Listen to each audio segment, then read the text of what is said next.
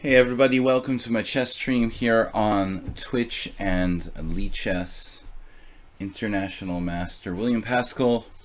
We are going to be doing a 7+2 viewer tournament on the stream and getting back into a regular sync with the schedule. I think a lot of people might not think I'm streaming because I've been streaming kind of erratically here during the holidays. I had a tournament pre-Christmas, and then after the holidays I've been kind of busy. But now after New Year's we'll get back into a regular schedule.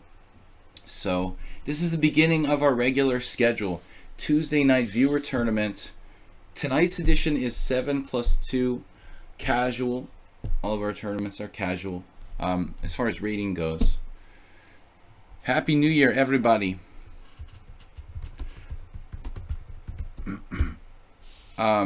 So we're going to be streaming our normal 6 days a week.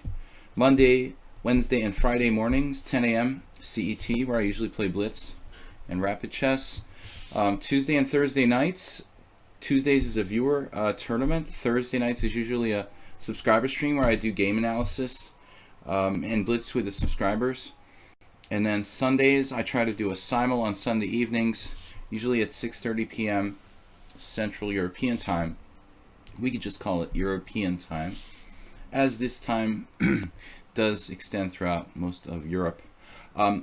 Anyway, guys, tonight is 7+2. It's kind of a long time control to some of you who are used to playing like fast, sudden death Blitz. But it's fun. It gives me plenty of time to commentate the games, kind of like my usual long Blitz games. And I expect a light turnout tonight with the holiday being a day off of New Year's. A lot of people still have hangovers. I was pretty well behaved. I do have a little cold, as you might notice. My voice is not quite what it usually is, but not too bad. So I'm feeling pretty good. Just got to get back into the hang of this. I just saw the bad news about my FIDE rating. Checked it out on the FIDE ratings site. Not good. Need to get some ratings back for the new year. I don't know when my next tournament will be. I got team championship games to gain back some of those nice light team games where I can get some rating points back. I had a really bad holiday season tournament run with like 9 draws and 4 losses. Not a good result. But anyway, here we are, 7+2, guys. We're going to start in like 7 minutes. First, I dropped some rating points here, but for disconnection and mouse slips. Free Nick, Dear Santa Claus, Nefedov. Nefedov is dangerously underrated, so please be very careful with him. He's not like a normal 1800. Val1313, Jeroen, our former moderator. Good to see him, and I wish Jeroen a Happy New Year. Actually, I wish all of you guys Happy New Year, but especially to Jeroen, who I haven't seen here in a while. GRSA, Wubba Dubba Lubba. Arsenal fan is here, Move 11. I can surely get my rating up to 2450. No, absolutely, but I ran into a mouse slip, and then I tried to change my mouse, and in the process of changing my mouse, I got double forfeited in a couple of games, so it was a disaster.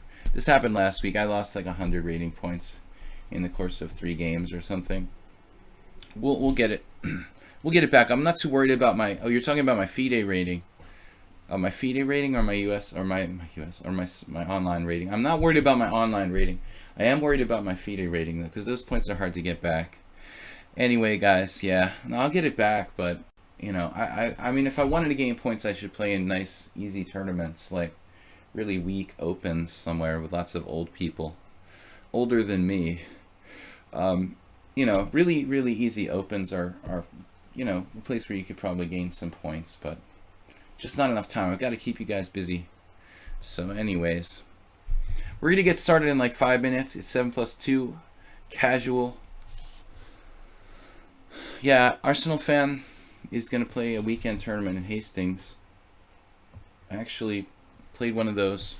It's been a long time ago, though. The last time I was in Hastings was 2005 or 2006, so it doesn't seem like long ago, but it was actually a really long time ago. I'm meaning to get back there one of these days.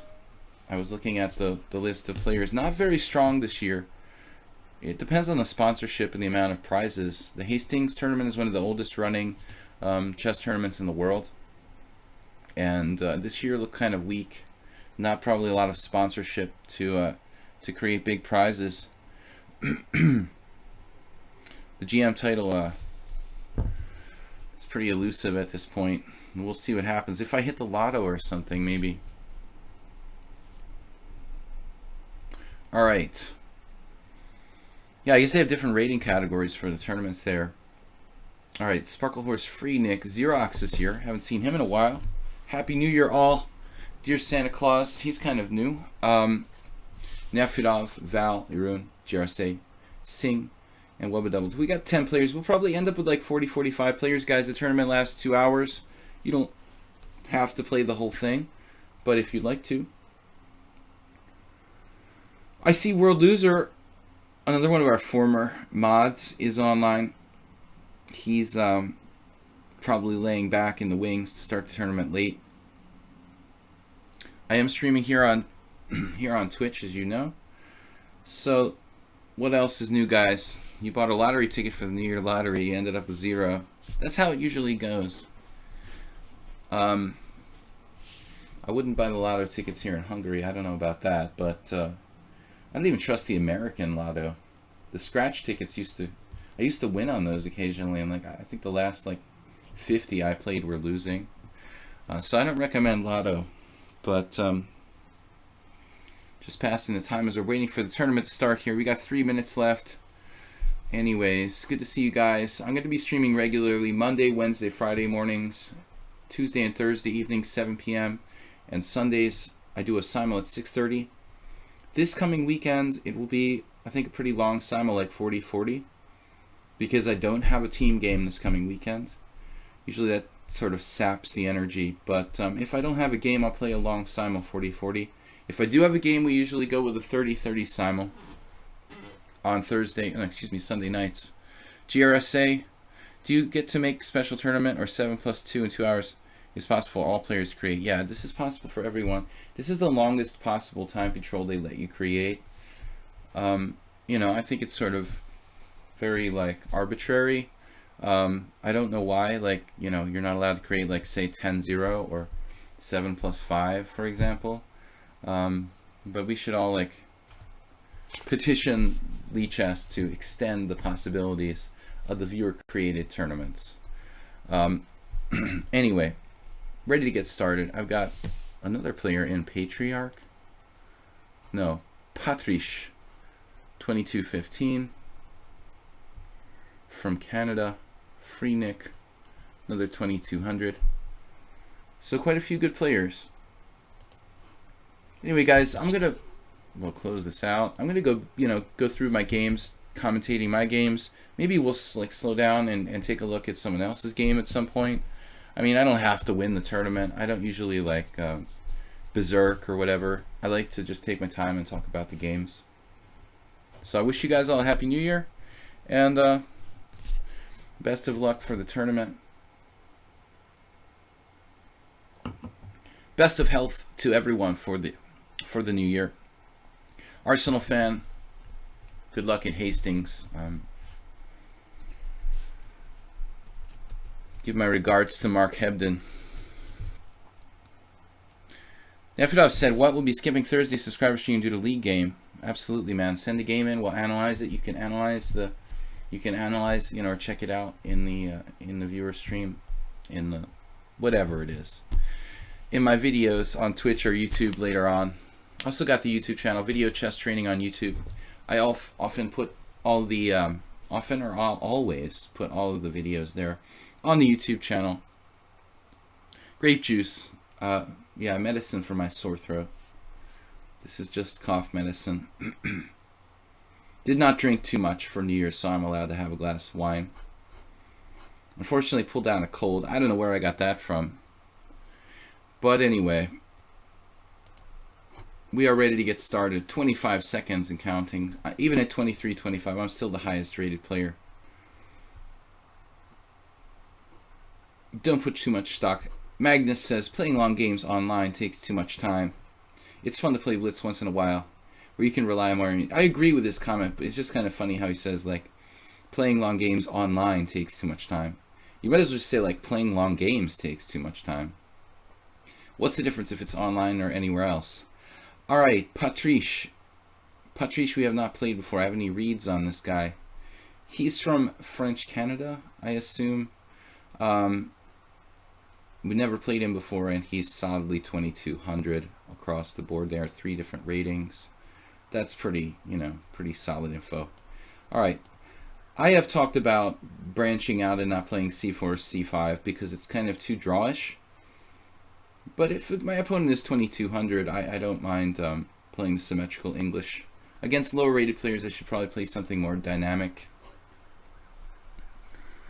All right. Now he played d4, which some might argue is a mistake, depending on what white does. Now, the Oligas variation. There is this guy, he's kind of unsportsmanlike player on the Internet Chess Club. I played tons of blitz games. He always played this. It's sort of harmless, but it's solid for white at the same time. Probably white's best move, because if he plays knight to c2, I can rip the knight on c3, playing a reverse Rubinstein English, which is quite good for black, actually. So, one thing I want to focus on is trying to get more creative. However, I was thinking about something weird like knight h6. I think here our creativity is kind of limited in the situation. White's played e3. It's solid, but kind of toothless. But if black overpresses, he can also get in trouble. The Oligas variation. Yeah, kind of difficult though for black to get an active game here. Now that's a new one. I faced only bishop e2 against Oligas. It looks like I have d5 here.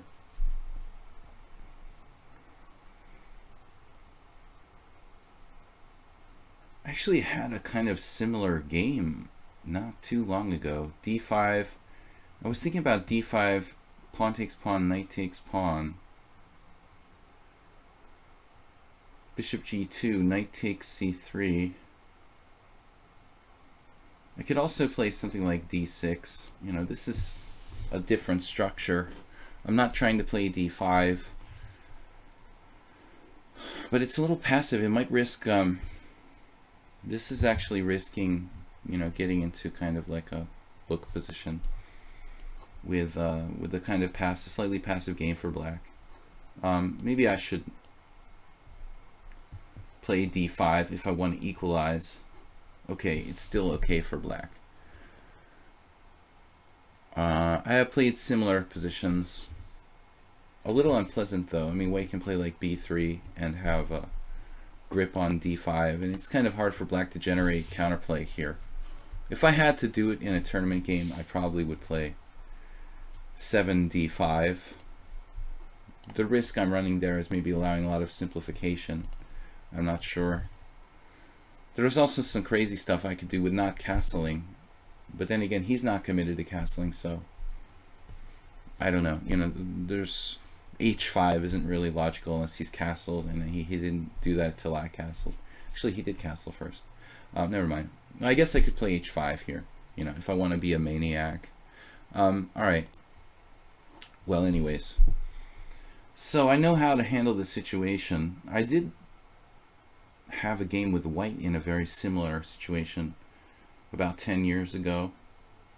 My opponent came up with an original plan here. I guess rook b8 is normal, and we're threatening like knight takes d4 and b5. I mean, this is probably a transposition to some sort of normal symmetrical line. Oh man, we are missing our moderator.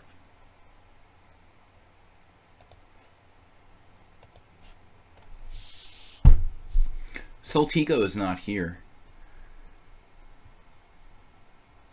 He had some health issues. Lately he's, I think, almost back to full speed.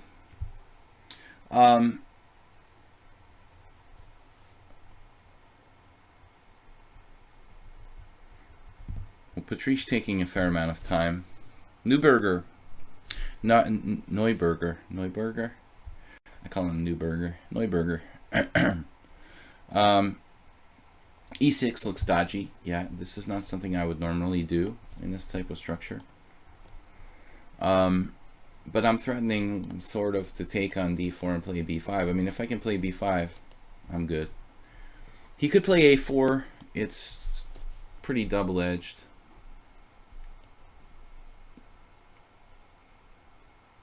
Okay, rook e8 looks like a normal move. Queen e2 is very typical. He's stopping or trying to stop b5. I guess taking and playing b5. And it's practically a question of him playing like c5 maybe. Very interesting. But he has to watch out for that. I think I should do this. It makes sense. Consequent, creating some problems with his structure. He can't do c5 because of b4 and bishop b5. Now I could take with the bishop or take with the pawn.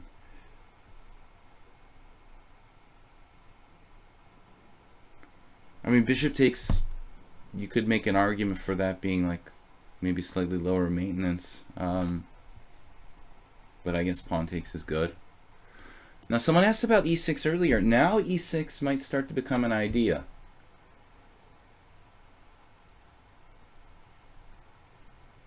I had a game similar to that. Arguably black has a better structure now. I guess it's not really arguable. I'm not saying black's better, but theoretically I have less pawn islands here. So I can play e6 now. The situation is much different. I might choose not to do that and just play rook e8 or something. But we came out of the opening all right.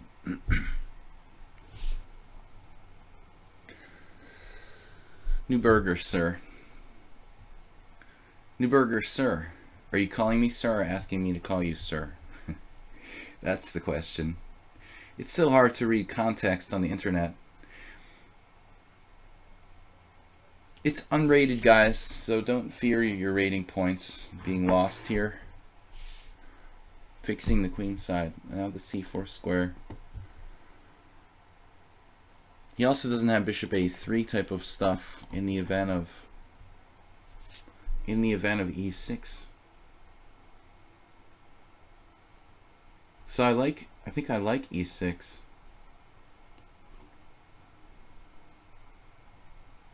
You don't want pieces to have to defend pawns.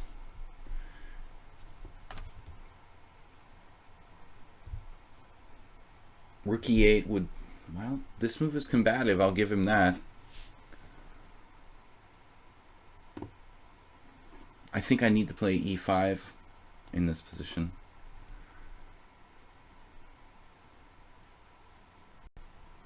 Definitely seen games very similar to this. Played some games with white. Keep in mind I do play the English with white. So I encounter this sort of setup a lot myself. I've definitely been in similar situations here as my opponent.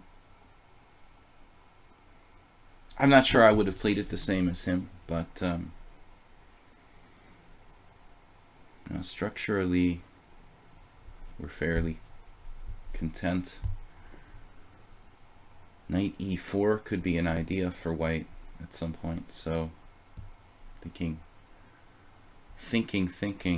about this. It looks passive, but everything's connected. I mean, my pieces are more passively placed than white, true, but our structure is better, and I'm obviously making way for the f pawn to move. So he doesn't have access to that e4 square.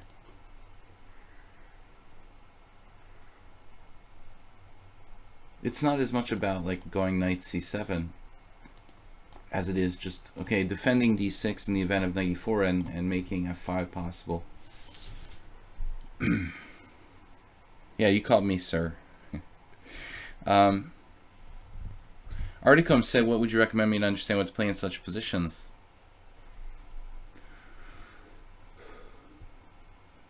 Well, there's so much out there in terms of chess books. But I would consider this like a strategic position, you know, more than a tactical one. I really like the old classics. For strategic positions, I strongly recommend Reshevsky's The Art of Positional Play. That book is probably slightly better for d4 style players than e4.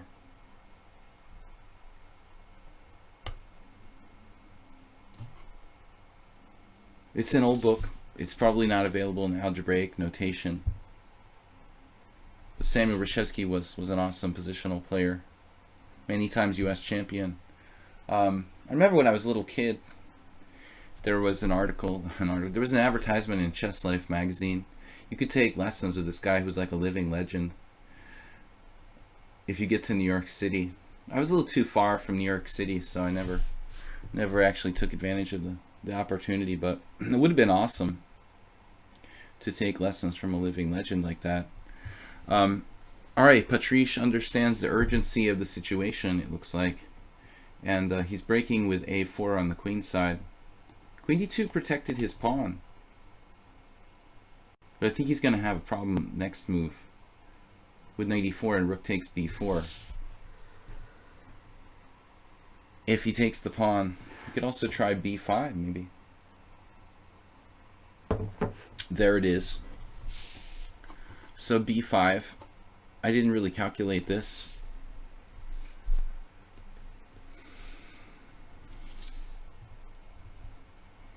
Candidate moves. I guess he's starting rook takes a4. What are my candidate moves? Knight e4, knight takes e4, pawn takes e4.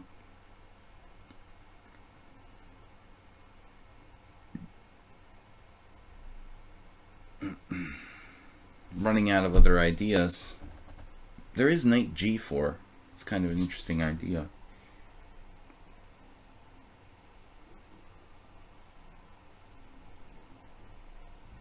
It feels like a cheap shot. Knight g4 with the idea of what? Bishop h6 and possibly e4 with knight e5 or f4 also. Alright. Let's try for something. I have bishop h6 on tap and also queen b6 ideas.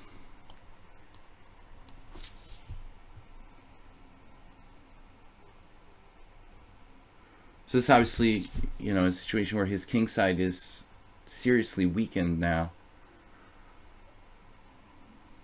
Perhaps not fatally so, but I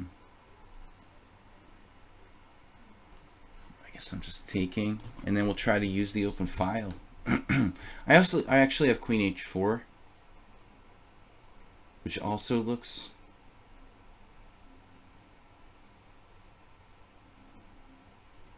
possible.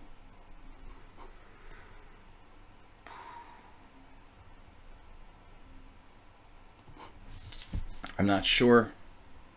I'm not really sure. I mean, I could bring the knight back and maybe into h5, pile up on f4. All of my pieces are working. His king's a little bit exposed. There's a check on b6 that doesn't seem to do anything. Let's say I have some dramatic move here. Alright, nothing fancy going on. Bishop g2. Okay, b5's hanging. But it could be dangerous as well. I gotta watch the long diagonal for him.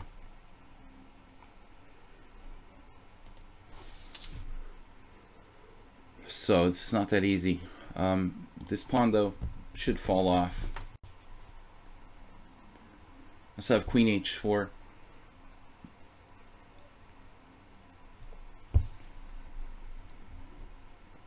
He's protected. I don't actually have a concrete threat here.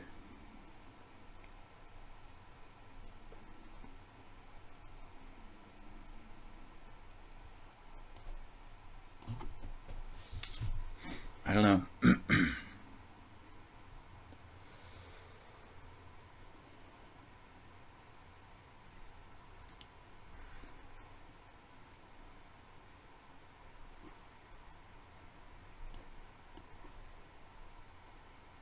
Knight takes.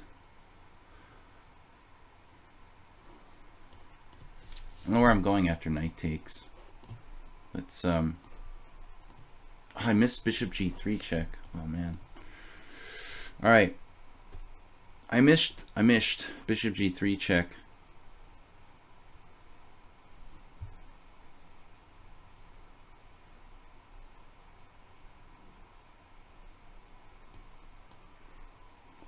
The re-blockade.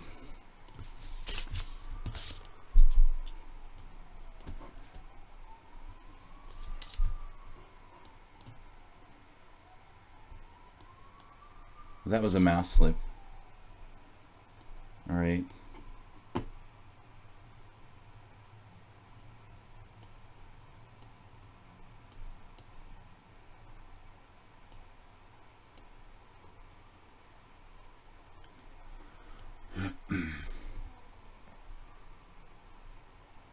He has that move. Difficult to get out of the pin now. All right. Okay, tense game, but we took it down. Back to tournament. It's totally trash.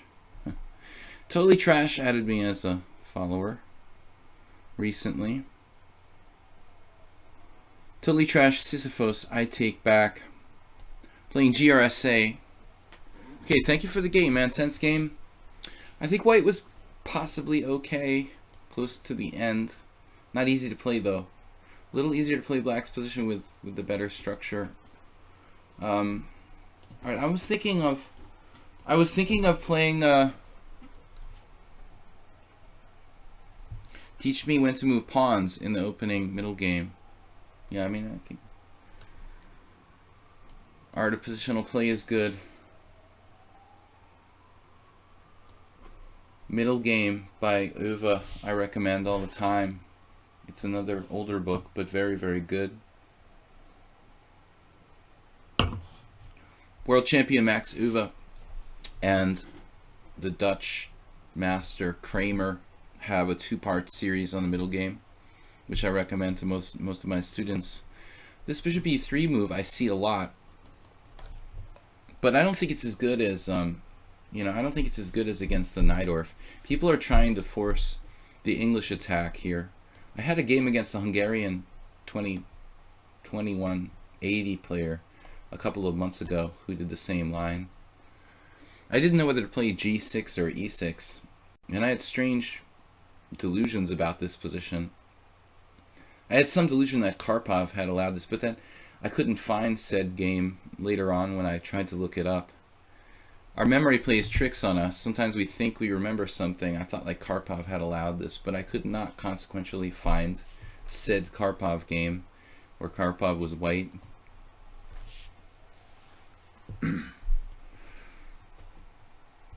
But anyway, white's giving up the dark-scored bishop pretty early. Karaklaj, the Serbian master, initiated the plan of bishop b5. That's the sharpest way for white to play. We have had some games in this. GRSA playing in a similar style to Karaklaj, but I think the other line with bishop b5 is a bit more dynamic. They have two knights that are pretty strong. I mean, it's really hard to get those pieces off of those powerful central squares, so it's impossible to say like the bishops are better than the knights here. Probably Stockfish, in my opinion, which this, like most computers, Stockfish is way too bishop centric. Probably says black's like way better here, but I'm not sure I'm inclined to agree. older chess engines always like went crazy about bishops being better than knights, and that's gotten under control, it seems like, but it's still the case. Very logical play by white, though. Hard for me to contest the center. I think white's absolutely okay here. Two bishops are not better than the two knights. It's probably equilibrium. Maybe I could play a different way where I don't commit to castling. I don't know. Ivanchuk Kasparov position, but from what point? Yellow Dragoon. Everyone's welcome to join Yellow Dragoon, of course. Yeah, the link, I'll send it in. Yeah, 7+2. What would, yeah, Alpha Zero. Probably Alpha Zero would understand instantly, like, the balance between bishop and knights a little bit better than human create, you know, human programmed. I mean, everything is human programmed, right? But the artificial intelligence, it's a little different, I guess, the way it's approaching it. Humans programmed the older chess programs more, like, directly to think bad things, like bishops are always better than knights, and we've basically given the computers, the chess engines, we've given them this bias about things to some degree from the early stages. F5, very strong move. And now I don't know, maybe I should trade queens here. I think it's probably a solid thing to do. The queen's kind of dangerous. If he has an initiative, having the queens on the board is going to make it much more dangerous for me. So if I can trade queens with queen b6, I think that'll eliminate some of the danger, you know, for my position. You don't think Stockfish gives the bishops the edge? Well, I mean, it could be that this position is better for white, for all I know. I think that Stockfish definitely favors bishops more than some programs. That's the way, like, all chess engines were until recently. They totally over-evaluate a lot of engines just totally over-evaluate bishop versus knight. You'll just see that it's like plus 0.6, and you're like, well, the only explanation is that it likes bishops better than knights in this position. And slowly the advantage just disintegrates. Okay, interesting position. I think white's still fine, but he has to handle it with care. If the position opens up too much, black could be better. I'm not sure about white's exchange on b6 either. You know, maybe he could keep the tension with the queen exchange, not, you know, fixing my pawn structure, but just an idea. I mean, you guys don't have to take everything that I say literally. I don't know half of what there is to know in chess. I just have a good general grasp, and I can try to guide you, but you don't have to take everything I say as I'm claiming that I know the absolute truth. I make a lot of mistakes, but I do think that Stockfish, like a lot of older programs, just a little bit overvalues the bishops. This is something that I've noticed gradually over the course of analyzing many games with it.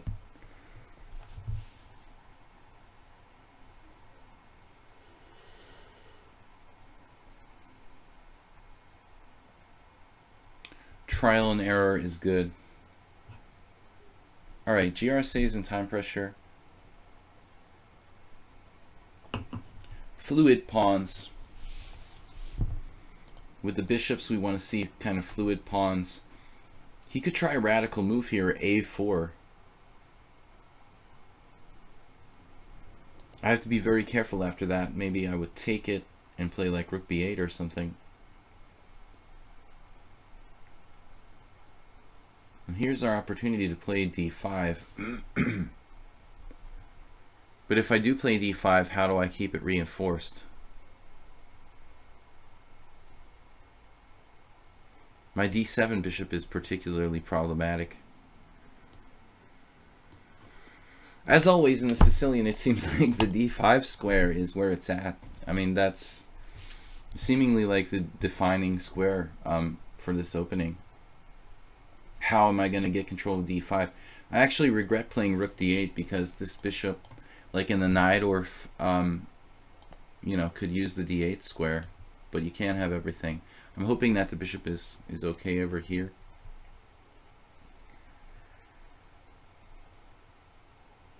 Now maybe d5 is playable. I can reinforce my pawns, though the d5 pawn in particular can be protected by the rook.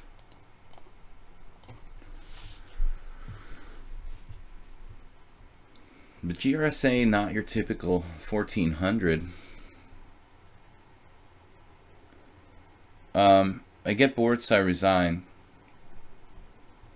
Yeah, I mean, no, I don't understand him. I mean, I've said this in countless streams. He definitely doesn't play like a 1400. I'm not saying he's a master, but it's a little too strong to be 1400.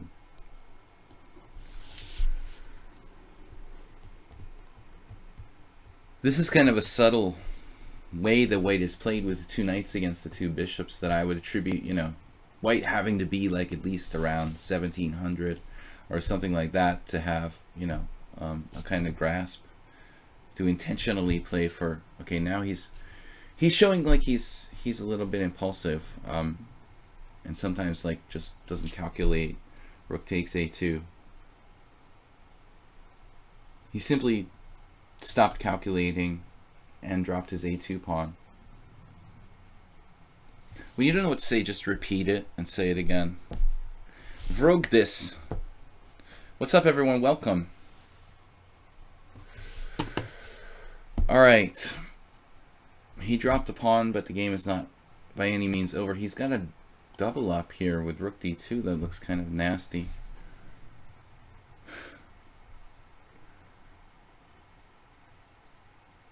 And it makes you wonder, should I play f6, bishop f7? That was the plan. I hope it's enough.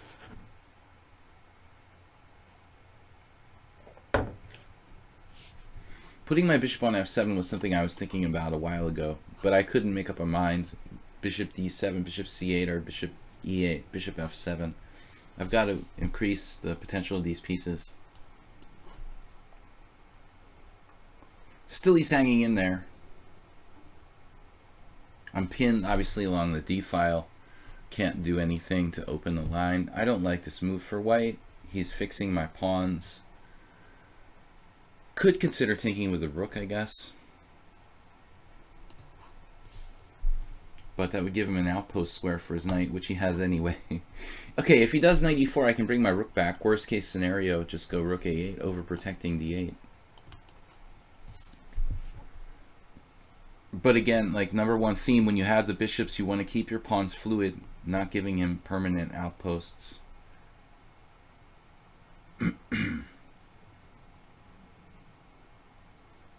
Alright, bang. We're back. And we can kick him out. I could also just trade.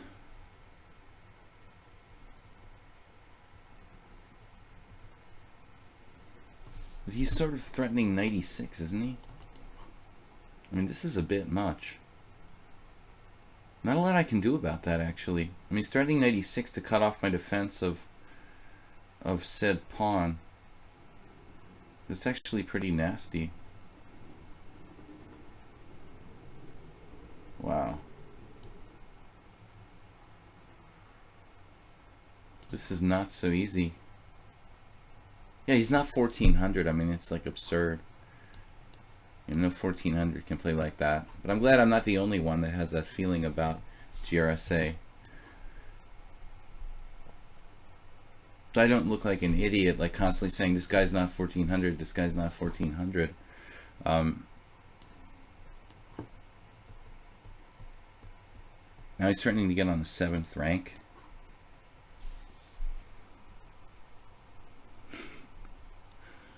So I had to be very careful there. And now I'm sort of paralyzed. But I do have a 4-on-2 majority on the king's side, which should definitely count for something. It's going to be hard to win, but there's a good chance with the huge kingside majority that I have. He offered a draw. We've talked about this before. Draw offers in worse positions are not really like politically correct. Even if I give you a pawn GRSA, you're still like a pawn down.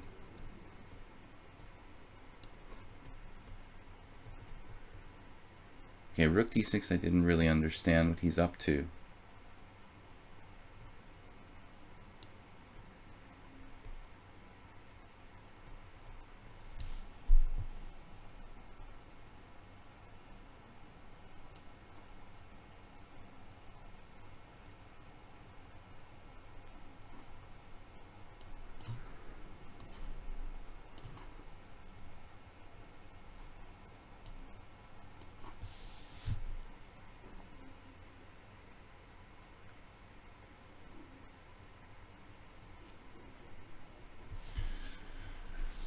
Right.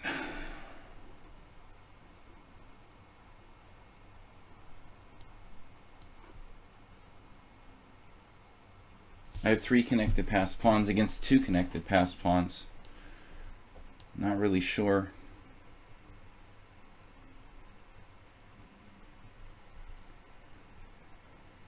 Not sure I played this optimally.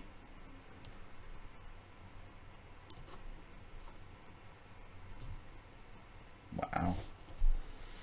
All right. Material is no object.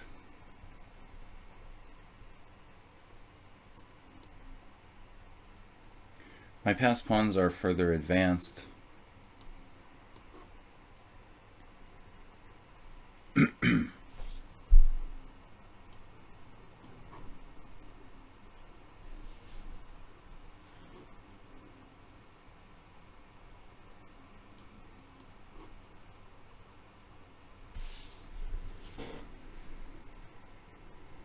Yeah, he's the strongest 1400 in the world, basically.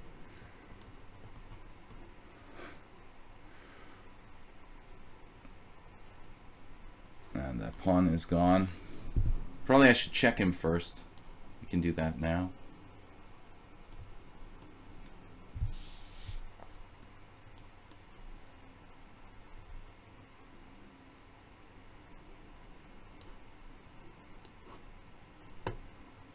Not sure this is a good move by me.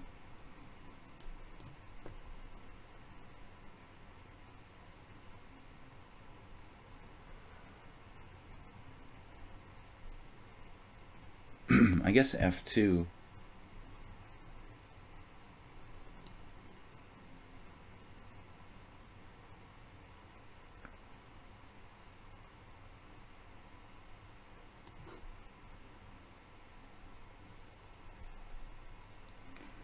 That isn't really the best defense. All right. He's just kidding.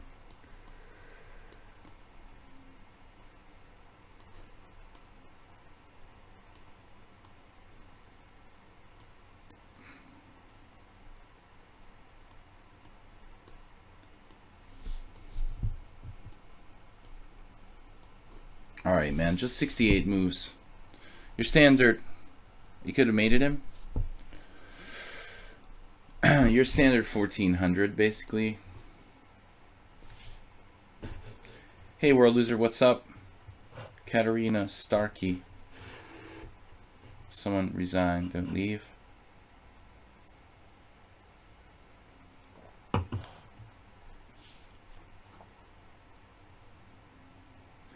Slater Brooks said we have a known cheater from Serbia in the tournament. A known cheater. Well, dear Santa Claus is from Serbia. Who is the known cheater and why hasn't their account been banned? All right. Nefidov, whoa. All right, I'm about to lose on time. Sorry, man, I panicked. I didn't play C4. Nefidov plays a lot of different openings, huh? Old Indian? Is that what you said? There's your c4 anyway. Yeah, he's usually playing the symmetrical English.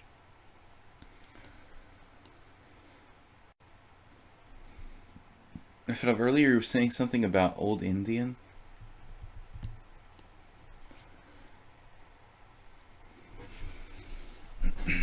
Yeah, I think there was some moment where maybe white was okay there. That 3 versus 2. I think at some point when you get 2 connected passed pawns, you know, I'm trying to make 2 moves in a row. It's can be overkill. You know, 3 connected pawns, is it really better than 2? Does it matter? I'm not sure. Okay, Nefedov. Now I know that this is a variation. I'm supposed to play d4. Now I don't remember if we played this before. It's very strange.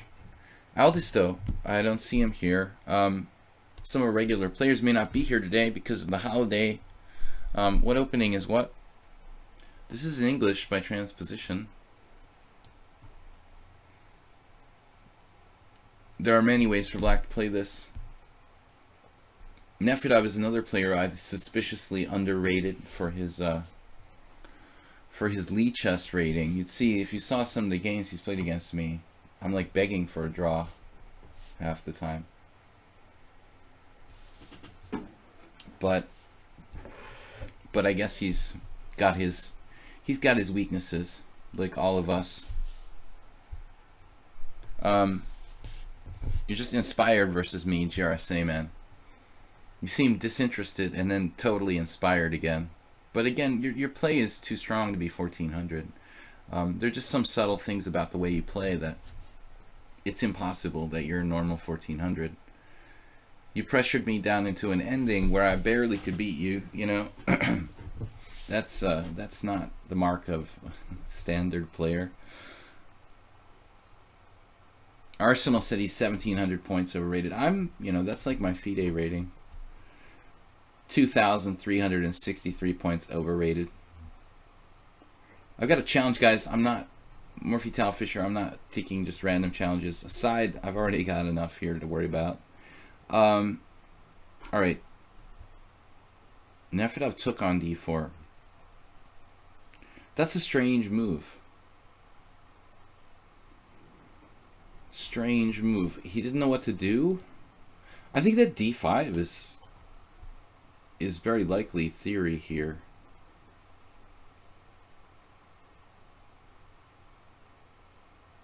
But I'm not sure I like his move order overall. But this looks kind of suspicious. I guess he's going to play like bishop b4. What is his plan? He can't play d5 and he can't free himself. There's this backwardness along the d file that, you know, is a potential huge problem for black here. Getting the pieces out fast would seem like good, but if this pawn remains isolated and backward, black just got into a very bad situation. And if it had just answered passively, so a rare exception where he actually gets into kind of chronically bad position early on. This is very uncharacteristic of Nefedov.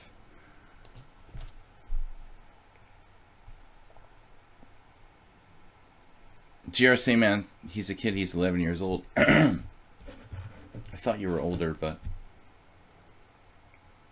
I thought he was like 13 or something. He's getting younger every year. I'm getting older every year.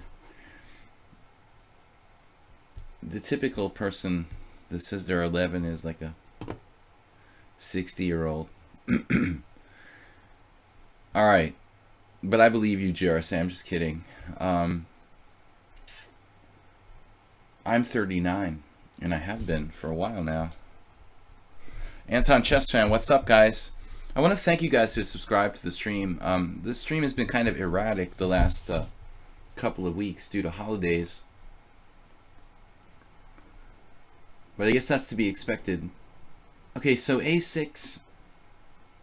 I mean, the main thing here is that we've got the better structure. And we don't want to lose it. b3 is low maintenance. Kind of like my first game. will overprotect this pawn, allowing the fianchetto on the long diagonal. This is not the only way to play, but structurally, like, the easiest. Pawns defend pawns. We don't have to defend the c-pawn with pieces. I take back in first place. He's a subscriber. Totally trash is new. Sisyphus looks pretty strong. Wow, 3,300. Excuse me. 2,300. World loser, we know. Owly Mowly sounds familiar. I don't remember. Arsenal fan. Xerox is tough. S4, we've played before. Val is becoming a regular here. Queen A5, you know, it feels kind of artificial, but maybe he's got support for B5. I'm not overly concerned about this.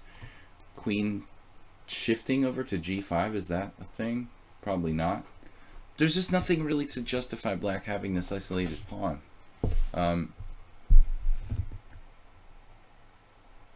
His only hope is to play B5, basically. Or D5. You know, maybe D5 is a sort of pawn sacrifice. But it's like a bad Tarrasch where you never got to play D5. Just have an isolated pawn. GRSA said, I'm studying chess for 9 months. Is it only 9 months, GRSA, man? It seems like longer than that. That's remarkable. Bishop B2. Why do I love to play English opening? Well, I've been playing it since I was a beginner. I mean, it was really like my first opening. You know, it's good for fast games because it's not that sharp as like an E4 game. Queen G5 I was talking about. Okay, there's no real threats. There's this down the line. But I have Bishop F3 anyway, which is probably a good move. There is also Bishop C5 for him. However, I have... Actually, he's defending the G7 pawn against threats as well. So there's that to think about.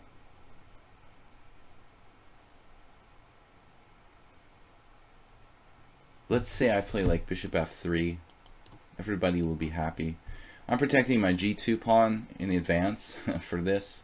He can play Bishop C5, which is fine, but it doesn't solve the other problems. I mean, Bishop F3 also pins his B pawn, so he's going to have to deal with that.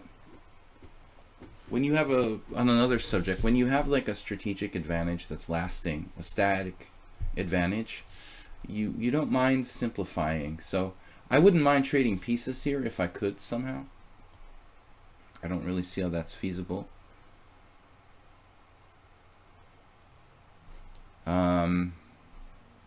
So we're just gonna go. But I was thinking about an exchange possibly down the line here with knight e4. That pawn structure weakness that he has could be much more meaningful in the future. Now his bishop is pretty strong on c5.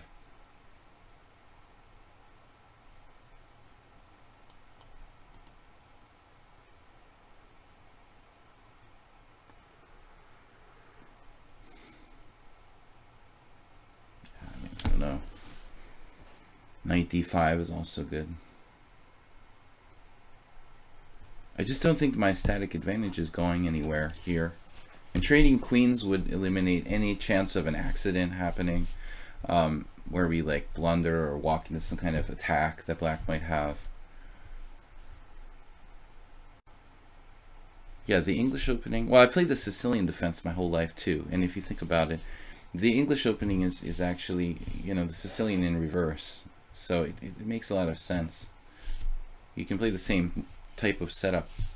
But if you look at my tournament games over the course of my life, they're probably like 60% d4, maybe like 25% c4, and I'm including knight f3 with the c4. I don't know. Maybe I'm wrong.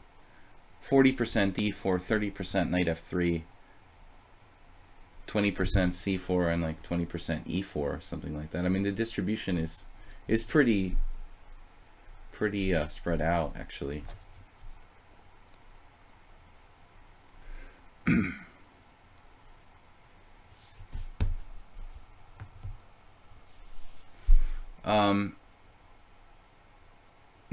No targets for black to attack here. You know, g2 is protected. He's got to watch my bishop on the long diagonal too. The endgame will be kind of torturous for black. He'd like to play b5. His bishop on c5 is pretty secure now. We gotta think about that.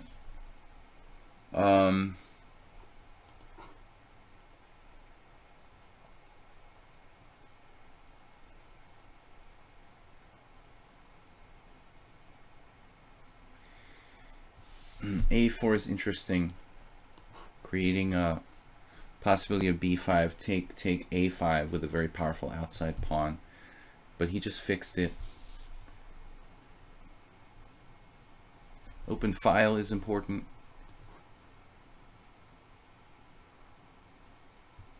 I may have a hard time winning this now because of my queen side being fixed.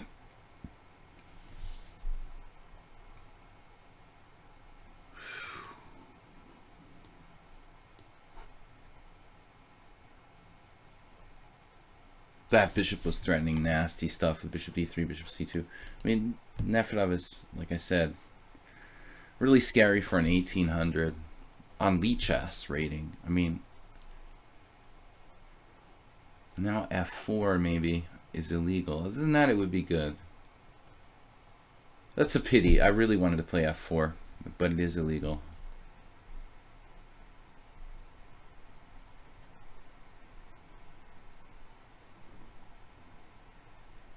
Defending absolutely brilliantly with very little time. Okay, how can I improve here? Very gradually. Rook d1.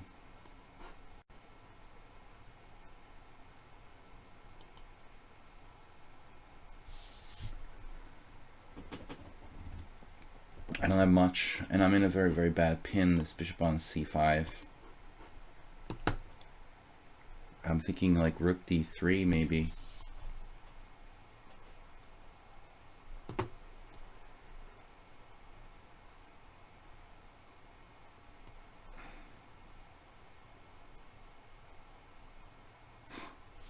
Instantly bishop g4.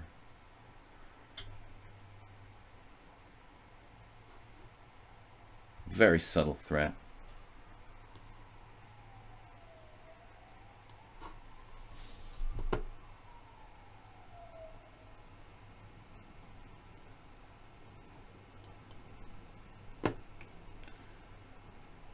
$17.55 in blitz, 1400 in bullet. The beat goes on.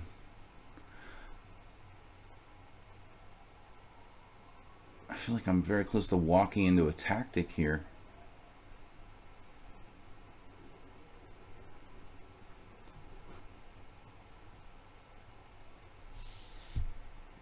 This is the tactic. No. I have rook e1. He just goes back.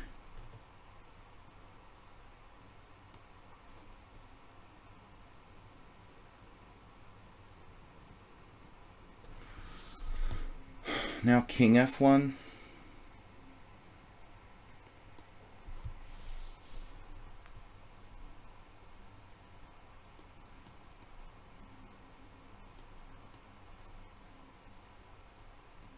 Am I ever gonna like get out of this eternal pin I'm in?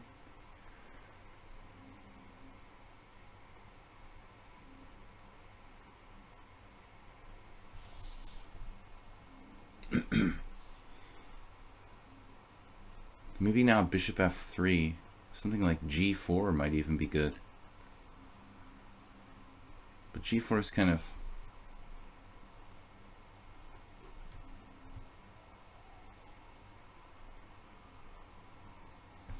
G4 is not necessary right away.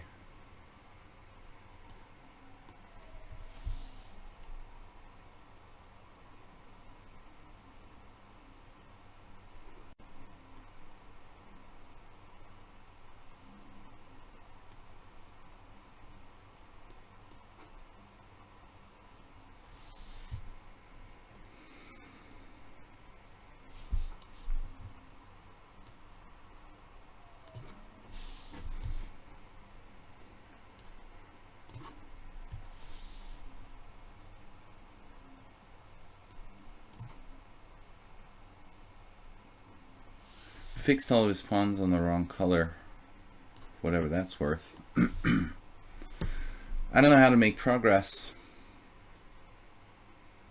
yet, being the operative word.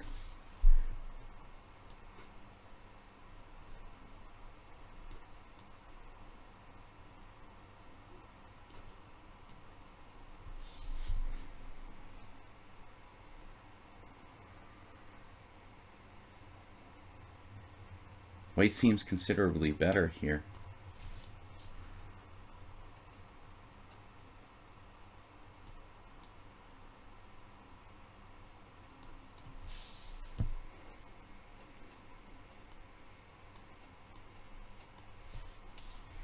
All of his pawns are on the wrong color. He should have played f5 probably there.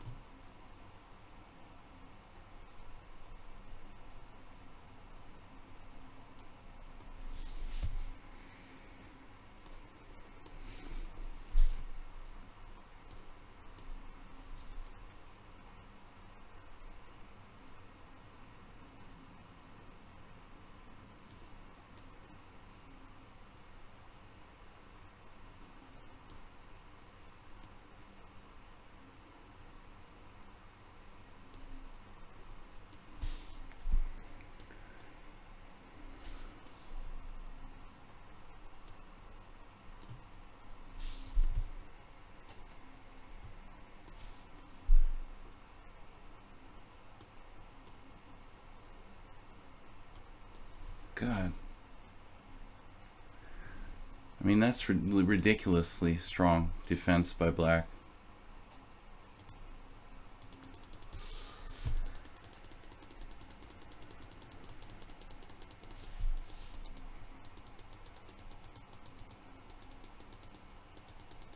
He had like no time, just 1800. There's no way, man. You're just too good for 1800.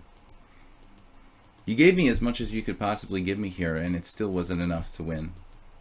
It's unbelievable. It's just not winning. How do I win here? I played f5 too quickly, I guess. I could probably win if I played g5 in some moment or something. I don't know. It's tricky. Not so easy, but maybe there's a way to win. My computer is like frozen analyzing this position. Nefedov has 1 Xenophon loss. That can't be right. Like, yeah, I'm very close to winning, but I played f5 too quickly here. But I had no time. Bishop c3 with the idea of g5. That's possible. All right. All right, let's join back to the tournament here. NM Posthuma. I don't know. We might have played once. I don't remember. I don't think so, I guess. Take back Ali Mali, totally trash. Sisyphus S for me. That was very frustrating. I mean, with my time advantage and positional advantage, there should have been a way to win that game. But I played f5 a little too quickly. Totally trash is like a 1300 GM. Dude, he doesn't have any rating. It's a 1300. What is that based on 2 games? Okay, let's see. Well, if you guys think somebody's suspicious, you should report them. I can't, ban people from lichess for being cheaters. So, you're not even top 10. All right, let's play. Yeah, I guess not, because you seem to only try against me, Nefedov. Knight f3. All right, I take back.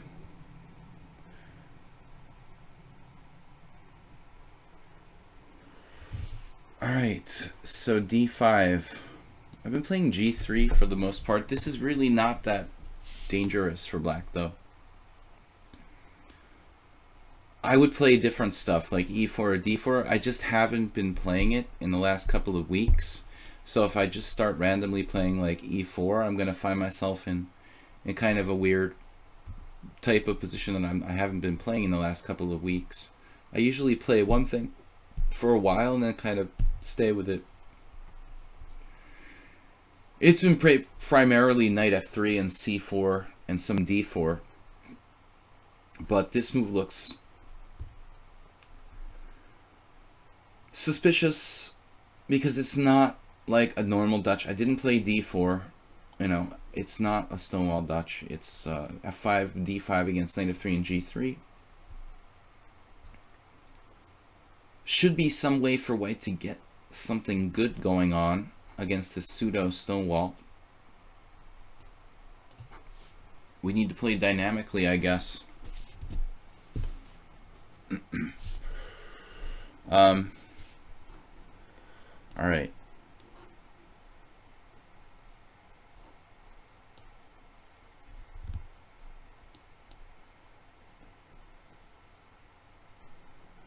b3, or maybe typically what I'll try to do here is like bishop e2 and play for e4. What we want to do is try to sort of challenge black's structure at the strong point. If his game is based around controlling e4, then if we can call e4 into question, I think we can question the validity of black's entire setup, basically black's entire opening. So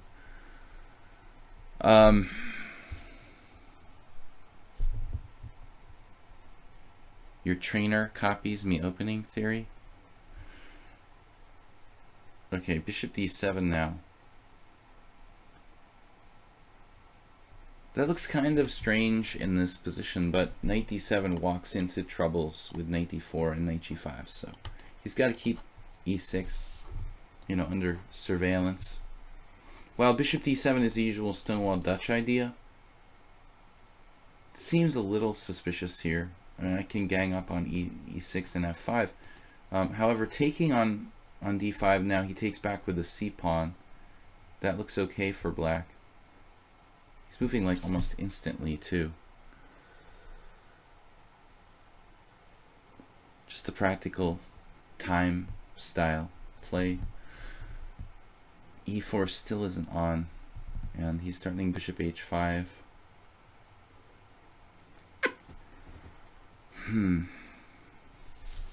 We could play knight g5 at some moment.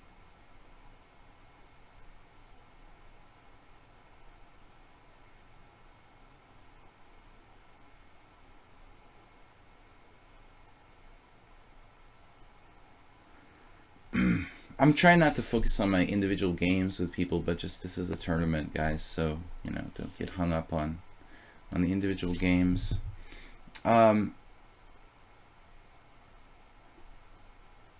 Looks like a valid setup for black, though. It looks suspicious at first, but it's like he's got it all timed out, so he's coming out to h5 just in time. Yeah, I don't know. I like white better, but it looks like I didn't exactly get anything here. Knight e6 he can always play. Knight d4 he can always play something like queen d7 or even bishop f7 on knight d4. Isn't so bad. Knight g5 I was looking at. He can just play the above mentioned queen d7. Maybe there's something for me there. Like, excuse me, no. I was thinking I had a knight already on d2. I need my knight in the game. Yeah, bishop h5. This is perfect. Okay, now knight g5 maybe? With the idea of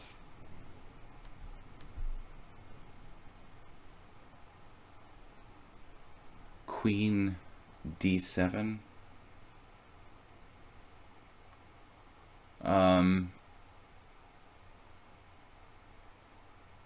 Bit strange though. Where am I going after that?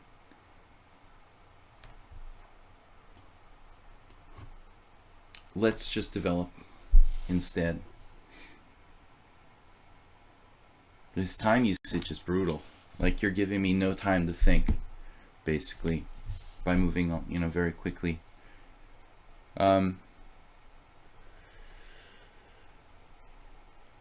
Anyway, guys, we're going to be streaming Monday, Wednesday, Friday Blitz and stuff in the morning, 10 a.m. those days. Thursdays and Tuesdays, viewer tournament. It's a subscriber stream on Thursdays. Sunday, simul. I'm kind of frustrated with this position. I mean, how the heck does black get this bishop h5? That works. It looks so awkward for black. It's not like it's a normal stone wall. It's an open position, a more open sort of position, more fluid. Maybe I still have e4. But e4, pawn takes pawn, knight takes. He's going to be on f3.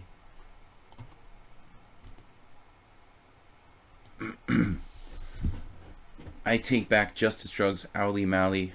I'm barely hanging in the top 10 during my draw with Nefedov. Stopping my streak starter. Thank you, Nefedov. You stopped my streak starter, which is brutal. I'm going to get hammered now, falling behind the pack. I have to basically win a number of games in a row because I'm not, you know, I'm not, what do you call it, berserking. I played f5 too quickly against Nefedov. He was moving fast and gave me an advantage, but you can't balance. It's not easy to balance these things, time and position. I have to be carefully balanced. So knight g5, knight d4, knight d4, knight c5, knight d4, queen d7, and I can bring another knight in through like f3. I was thinking I really want to play e4, but I just can't see how to do it.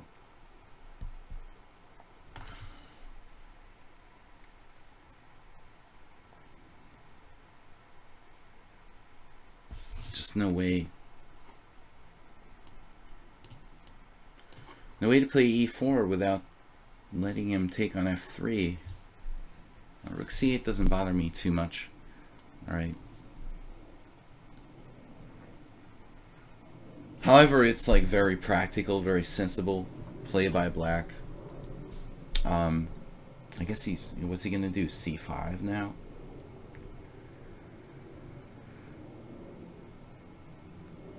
I've been focused on playing for e4, but he's frustrated me to the point where I don't think I can play it. At the same time, I need to find other ideas here. Just expanding, grabbing some space, embarrassing his knight on a6 is not really a plan, but I have far more flexibility in my position than you would like in a d4 type of stonewall. You know, I think it's much harder for him to deal with different kind of threats here.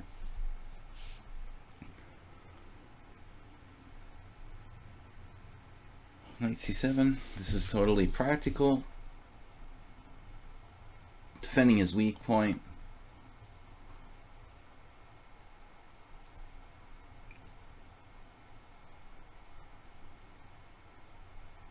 Maybe we just take a space advantage. I don't know. Bishop e5, knight g4, for example. Even c5 is something I do sometimes in the Stonewall Dutch. But I don't think I should do it in this position. We're just getting into time pressure, though. What to do? It's hard to play. I just have to start making moves without like a concrete plan. Okay, with knight e5 I might be able to play e4. There is that, you know, idea. But I don't know.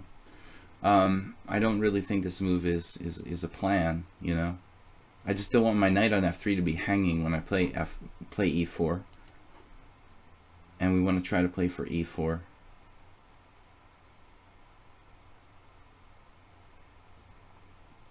White's got to be a little bit better here, but it's not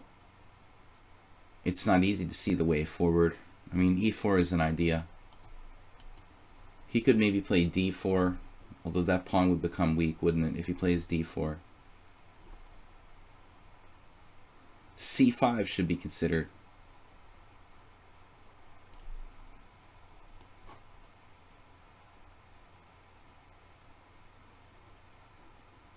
Trying to break the center and take over the e4 square. This is what I've been playing for this whole game. Black has defended pretty well. But most strong players who play the Dutch will not try to play the Dutch against knight f3 for a number of reasons. But take-back's move order was knight f3, d5, preventing some things like the Lisicin gambit, and that's like White's main weapon after knight f3, f5, e4. Also knight f3, f5, d3 is possible.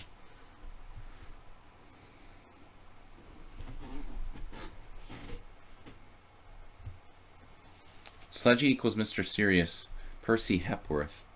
Mr. Serious was my Internet Chess Club name. I'm done playing on Internet Chess Club since about 2 years. Alright. Yeah, I'm really not playing on any other chess sites except for lichess. I don't like chess.com. I don't really like Internet Chess Club anymore. I haven't really played on Play Chess very much, which I don't think has been updated. Or Chess24. I like the fact that lichess is basically, a non-advertising chess site that's free for everyone, and it's not about like putting money in the pockets of some handful of individuals who created the site, which is the case with most other chess sites. Okay, so knight to d7 now. Suddenly I have this weird feeling I'm playing like the Roy Lopez or something with colors reversed. Look at this. It's totally Lopez, like. I guess he could have recaptured the other way. No. He would lose a pawn that way. Alright, so now we're just breaking d5. You could also consider c5, definitely. But I've got a little bit of an issue. With my knight on d2 here, on the line. Wanted to play queen b3, but it's not so easy because of that problem.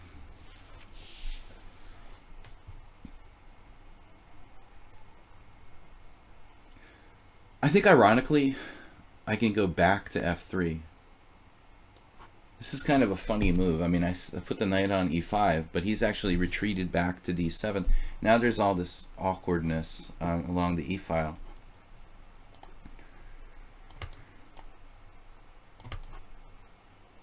He was hoping for like queen b3, knight takes e5, followed by takes on c4 and pressure here. Now he's got problems along the e-file. It's got to be good for white. Just loses a pawn.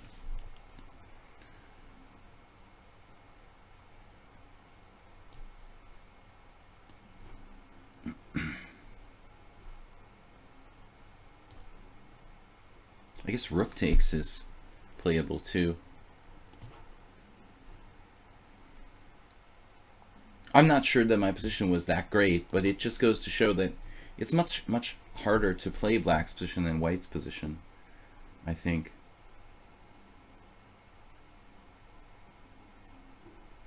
Do we have a tactic? Are we walking into a tactic here? I don't think so. Double attack. I mean, I always have bishop d5 check. Anything fancy like queen c7 or whatever. So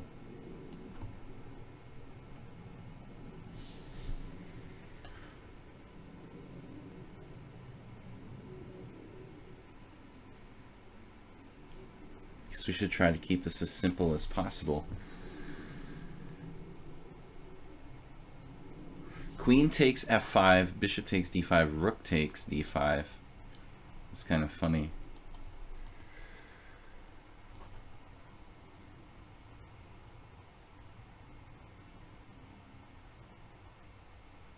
I'm not sure this is even that good for me, but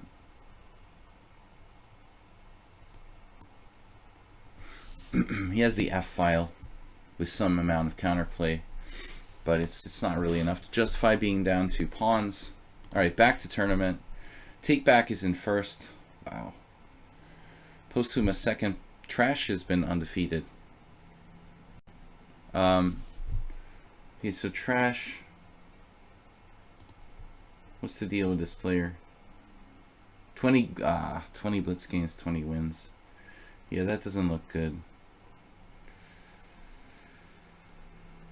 His only losses are probably some forfeits or something.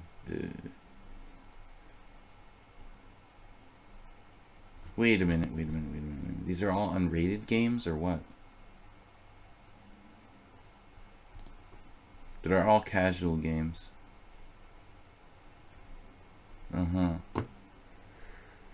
Alright. Well, it's one of two possibilities. An extremely strong player, or the other possibility. Anyways, if you guys play anyone who you find suspicious, please report them to lichess. They will actually do something about it. Unlike a lot of chess sites, which just leave these things completely unresolved.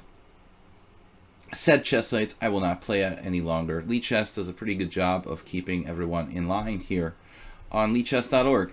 Take back Posthuma, and then we've got Free Nick. Started badly, but he's coming back. Justice Drugs, Owly Mally, Sisyphus. World Loser also couldn't get on track. Arsenal Fan, and me. Rounding out the top 10. Thank you, Bob, for subscribing and keeping it entertaining here. Keep yourself in line, though. We don't have a moderator other than me tonight, so it looks like it's up to me to discipline you when you get a little over the top. All right, I'm just kidding, man. You're pretty good. You can push the envelope sometimes. Nargis. Ooh, 7, 6. That's another thing. I don't know. What is it? 25 seconds to make a move? I think it should depend on the time control. Is it the same amount of seconds no matter what, or is it faster in like bullet chess? Second time I almost flagged. You've seen 100 players with rated players. I've seen games with 100 rated players. Half the moves weren't even legal. Alright, so I played the same line against Nefedov in our infamous draw, where I was in time pressure. It was hard. G6 is a good move, though, from Narges. Oh, man, that's a good move, G6. That really takes the fun out of life. Alright. I actually play this way with black. So we can transpose to a Panabhavnik Karo-Khan. The Grishuk game that I analyzed last Thursday is this line. I was actually thinking of making some videos on this variation. I did some a while ago. No, he can't play bishop g7. It's not good. You must play d5 here for black, and it's quite a good line. Okay, it's not like he's losing by force, but this is not the best for black. I think I've tried d6 before. I'm not sure that's such a good move here. So we have a couple of possibilities: bishop d3 or bishop to e2. And now black would like to play bishop g4, so we want to keep him restricted and not let him exchange. I think that white is better. It's not totally hopeless for black. I had one game where somebody played, I think, e6 against me, and surprisingly got close to equal. But 97 leaves this kind of Benoni situation where black's pieces have a hard time getting into the game here. I mean, if he goes to c5, okay, that's one thing I'm used to seeing a lot. Bishop f4, rook e1. Rook e1, what does it really do? Let's say I play bishop f4. Stopping knight e5 and keeping pressure indirectly on d6. Yeah, he just wants to set up a blockade, which is okay. It's a reasonable way for black to play, but it's not offensive. So I just have a space advantage here. White should be better. But I didn't want him to get in like e6 or something, which would free his game. I'm keeping the eye on d6. And then we can complete development with like queen e2, rook a d1 with an advantage.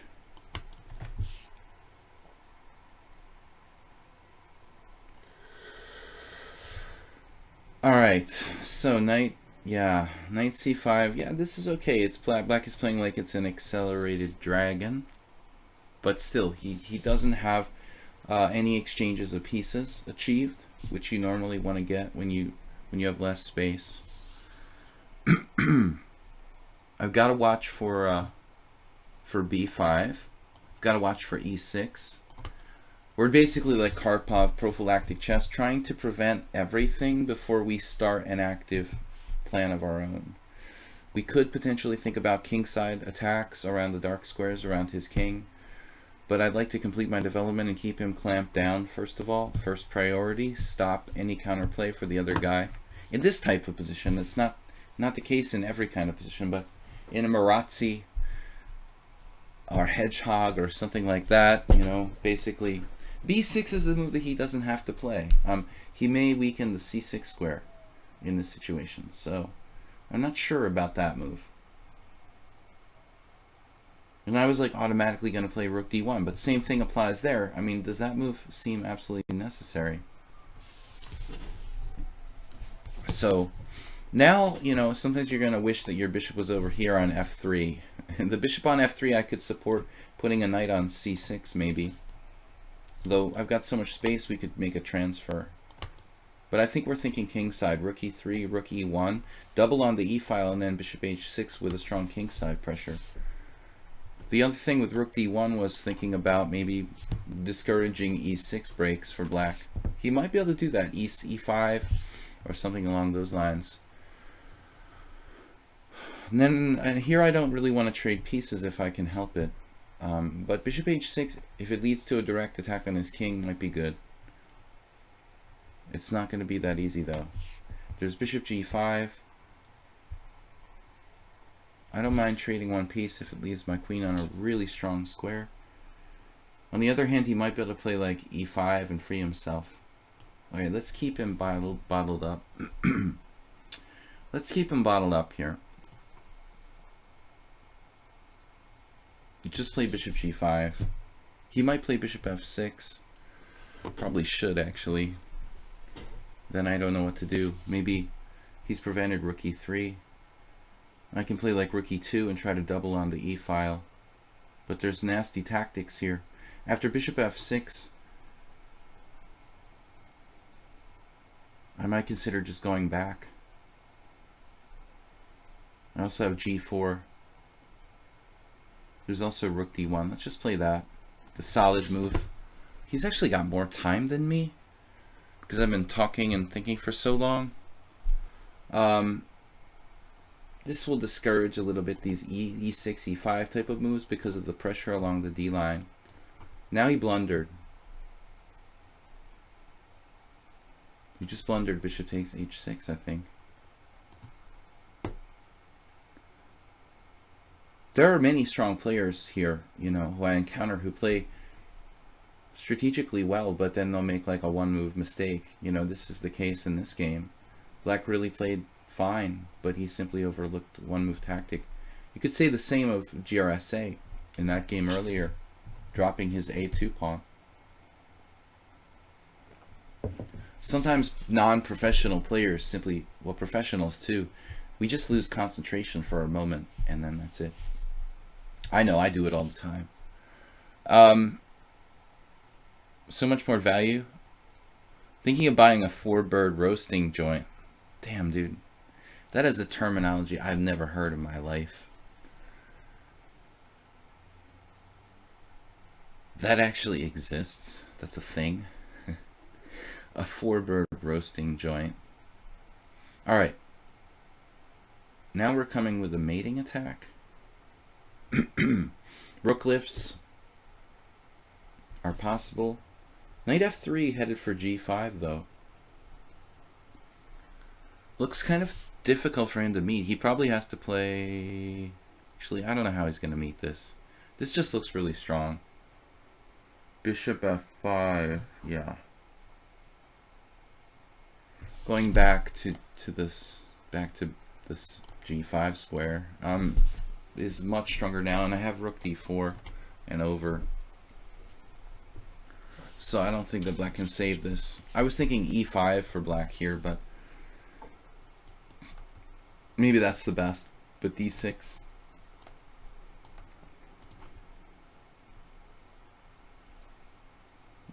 It looks ugly. It is. But I think that's why black needs to play d5 early on. Simply no defense against the mating attack now. Alright. We're going to stay in the hunt. Get back in the top 10 here. Alright, back to the top 10. Totally trash. The unbeatable guy who never loses any games. If you played him, he played like, you know, perfectly. You know what to do. I take back Postuma. Free Nick. Justice Drugs. World Loser. Justice Drugs is relatively new. Seems pretty strong. I had a game against him last week. This happens to me a lot. Like I'm talking about somebody and then I get paired with them. It's like I hovered my mouse over him and then we got paired. We had a game last week where I think I was in serious trouble and I managed to draw. Wow, G3. G3 is annoying for me because I want to play the Blumenfeld and I can't against G3. It avoids a lot of things. C5 isn't so great. I had a game where I played knight c6 against someone recently. I had a very unpleasant game.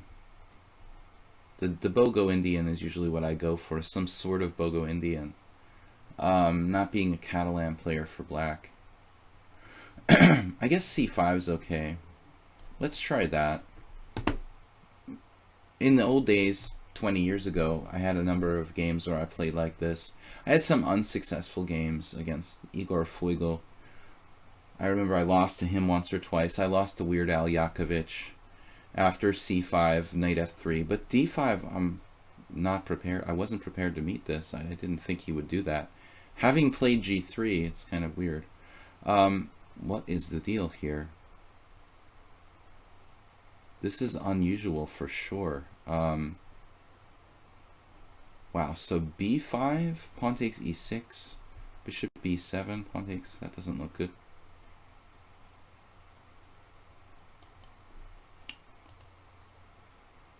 Well, we can play take b5, which seems logical.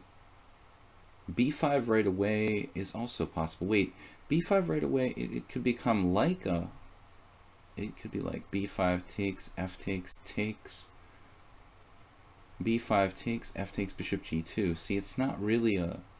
It's not really the right move. So d5 here.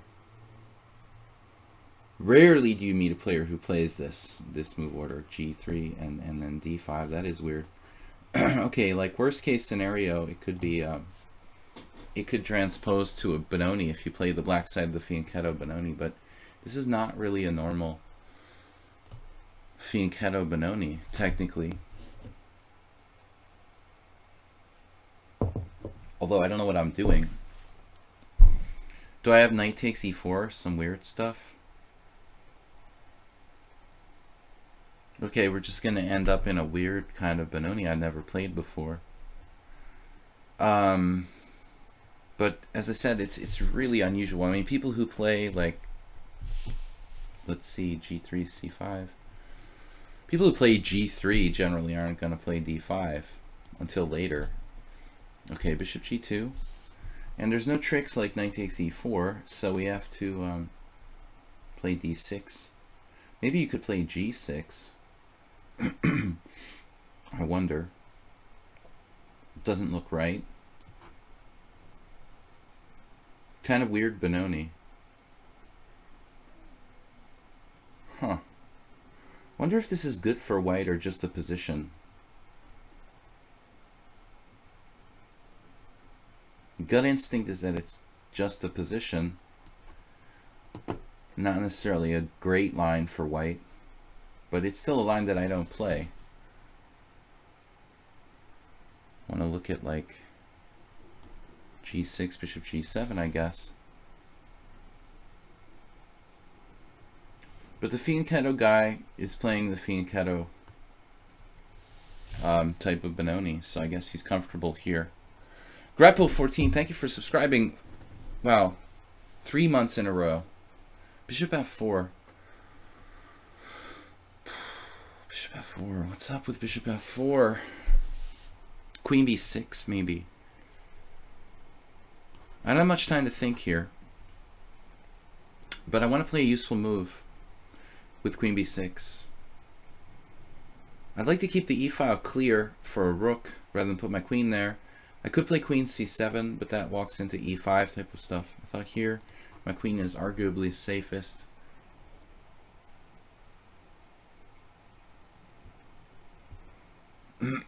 Now, no, bishop g7, obviously. A4, a6, a4, a6, a5, queen c7. It looks okay. I hope. You can consider taking on a4 or playing b4 in the event of a4. Now, I'm not sure that white's going to play that, but just if he did. This is awkward, though. I mean, I don't really play the Benoni straight up.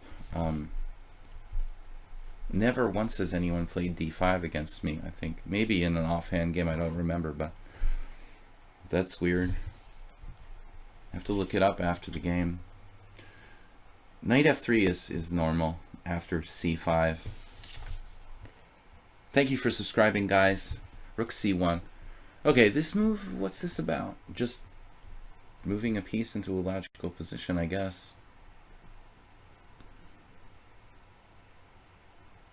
My spider senses are tingling with rook c1. What is that about?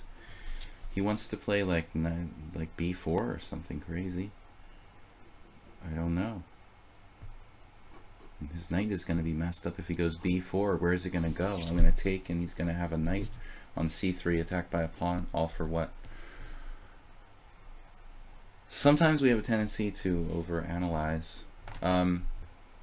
We meaning like all chess players, but also me in particular. Okay.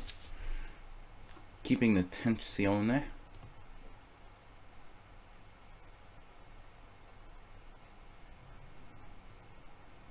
Again, flexibility rules when you have bishops.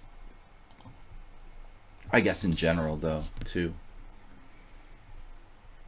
But I was not ready for the Benoni. Sometimes you have to be prepared for the unpredictable. Now h3 or something like that, I would think.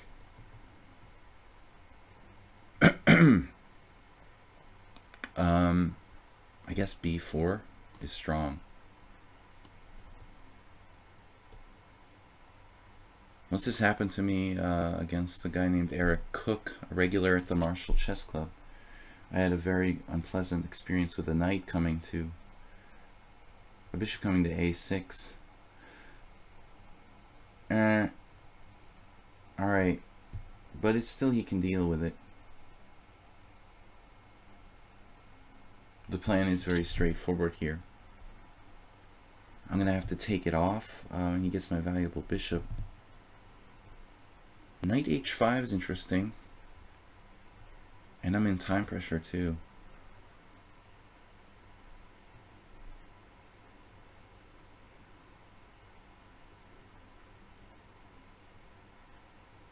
Knight e8 might not be a bad move. Hitting his b2 pawn, but it's also kind of slow.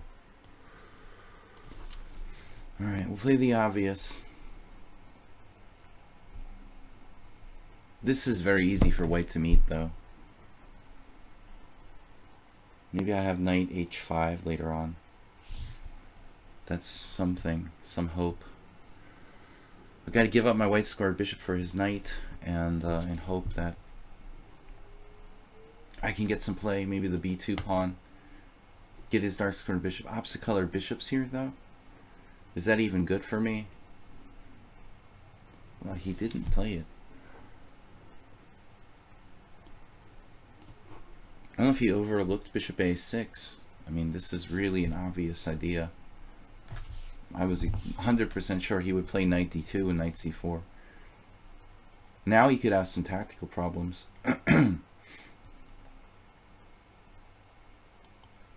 Queen d1, rook e8.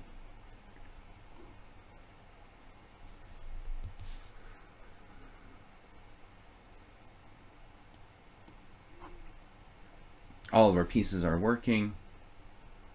We're threatening bishop takes e2 or knight takes d5.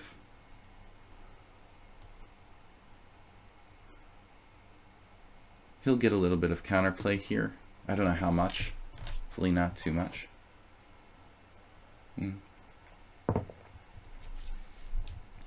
Maybe bishop takes d6, knight c4, bishop takes c4, rook takes c4, knight takes f4. Okay, it's opposite colored bishops. He has some chances.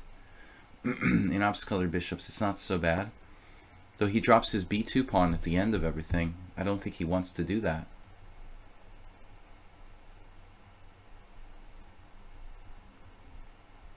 He hesitated with knight d2, knight c4. This is a massive mistake. He might have even been better, you know. Now I don't know. I mean, it seems like white's got to be worse after knight takes d5. He has some potential compensation along the open file here with backward pawn, but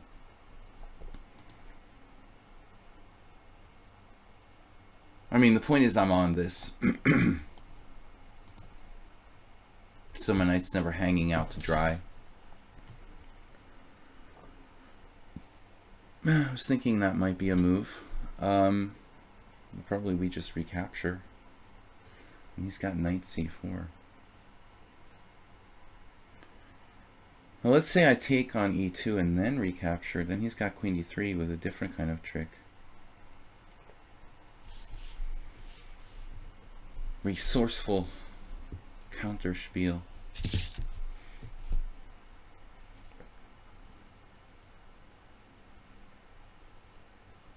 Knight e3 is interesting.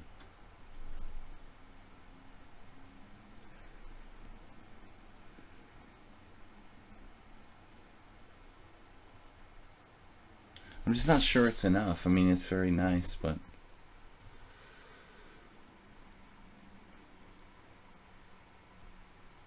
he's gonna have more time than me at the end of the day. Maybe I should just take material here, not mess around. I hate being materialistic, but I think there's nothing better than straightforward. I was looking at knight e3. Knight e3 was interesting, no doubt. Now I have knight b6. But knight b6 doesn't do anything. I guess I should take the material.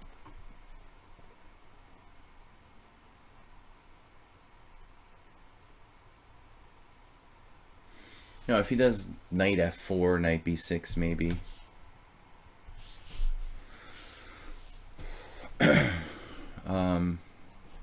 We're up a pawn, opposite colored bishops. This queenside majority should be worth something for black, you know, hopefully going forward. The guy's obviously fast, very decent tactically. Not going to be that easy for me. Not all opposite colored bishop endgames are draws with a lot of pieces on the board. In the meantime, totally trash. It's reminding me of someone else.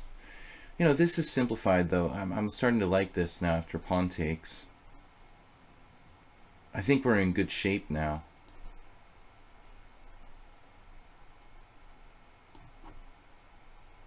We've got a really good blockade, and this pawn is going to be, these pawns are going to be mobile. Mobile or mobile. His knight also doesn't have a very good future here. Even bishop e5 is interesting. to provoke him to like weaken himself with f4, but I think we'll hold on that.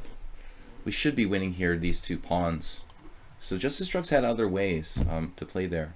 He chose like the simplest recapture with pawn takes d5, but maybe knight f4, right? I mean, why couldn't he try to recapture with, you know, better conditions on d5? He's threatening a third pawn on a4. I'm way too slow though. I'm like, Posthuma has 23. I'm not berserking. I mean, okay. I want to go over the games and learn something from them. The main focus here isn't on me necessarily winning the tournament. I like to win the tournament, but you know, it's not our only goal. This has got to be good for me. I mean, we're really strong here. Though he has 94 now. Maybe I underestimated that a little too much. I could take it. You know, let's keep it simple. Take it with two connectors. I don't want his knight on b5.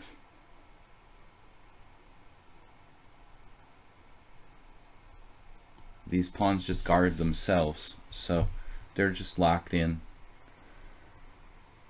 Locked into position. No tricks, just blockade, and slowly those pawns should decide. There's like back rank. He's got rook c4 maybe. Is that going to be a problem, I wonder? Well, okay, let's go behind the passer.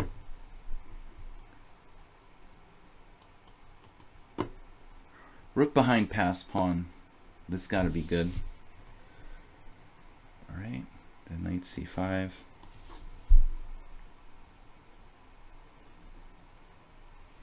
The position still doesn't win itself, obviously. Bishop b5 is a strong move. Okay, let's reinforce this. Wow. I should sack in exchange, maybe.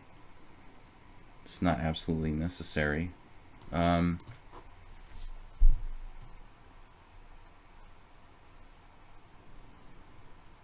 knight e5 now.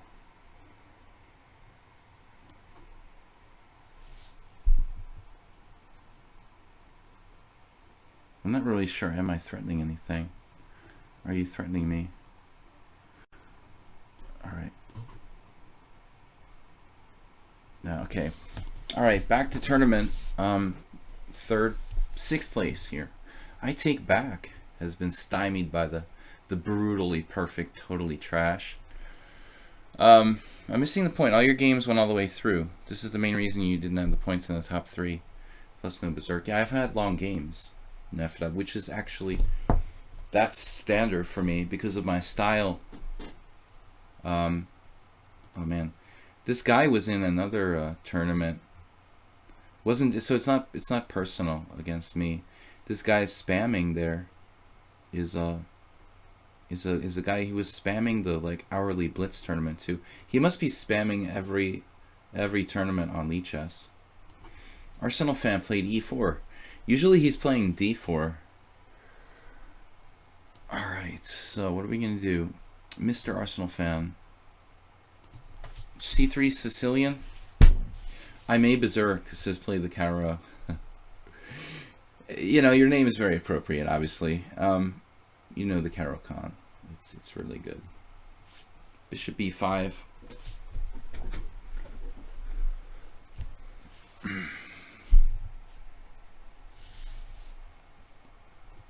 So bishop takes c6, b takes c6, and e5.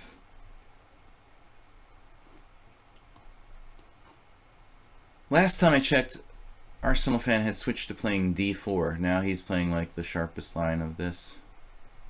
Rosalimo with c3. What are you preparing, Arsenal fan, for your over the board tournament? D4 or E4? I think you should pick one and kind of stick with it for one tournament at least. Now, I'm like, why am I hesitating here? I thought Is bishop e7 a move in this position? Might be a move. Not necessary, though. Yeah, of course it's theory with f5. It's a kind of risky line for black. I played this in the last round of the World Open against Leonid Yudazin once.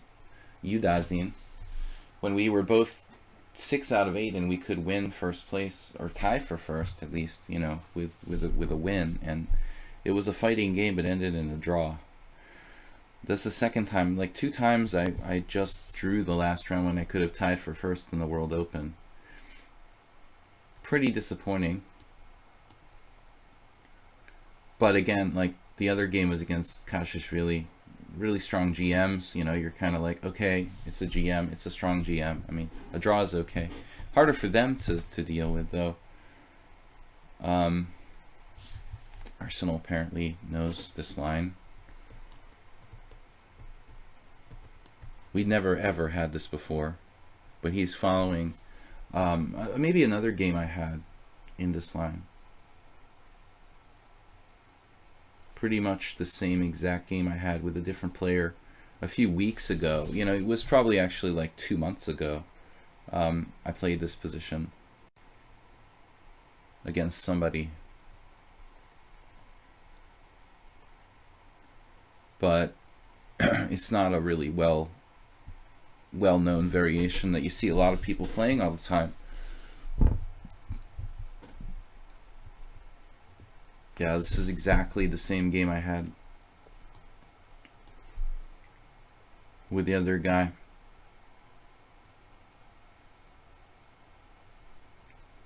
I'm trying to remember.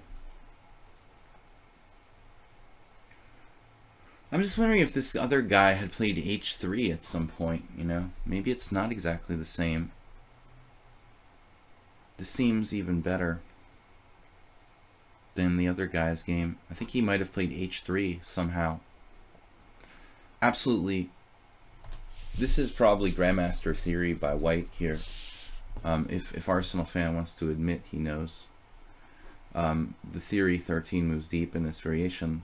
This is probably critical by White. I don't know.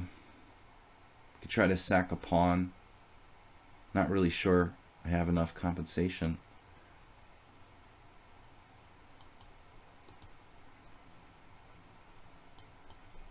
It seems like it's absolutely got to be the best for White. The other game I was talking about, I'm pretty sure White had played h3, which was really bad. Maybe Gary Topalov Reborn or one of those guys.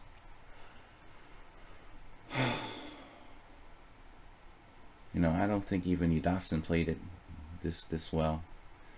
Maybe Queen b6 here. Oh, that leaves me hard to castle. Leave me in a situation where it's hard for me to castle, actually.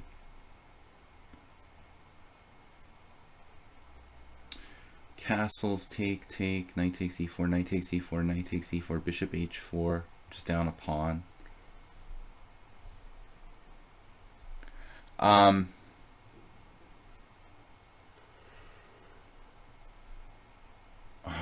know that black has enough compensation, but I don't really remember what I'm supposed to do. After pawn takes f3, knight takes f3, castles, knight e5 looks kind of dangerous for black. And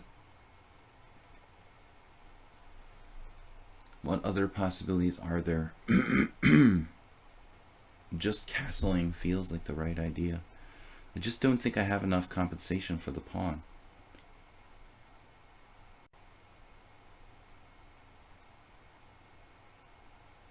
I was thinking something like bishop h4, but it just looks like a kind of dead end. Maybe I have enough for the pawn, but I don't have more. Queen b6, knight b3, and then what do I do?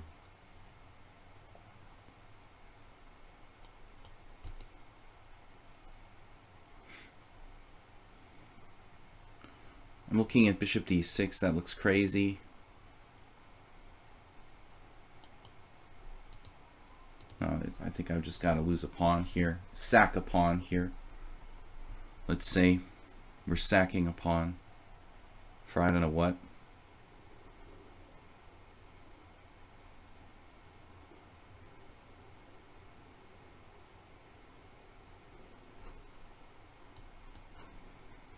Maybe I can play knight to d5. Just try to keep pieces on the board. Knight takes d5, queen takes, knight takes, queen takes, knight takes, bishop h4.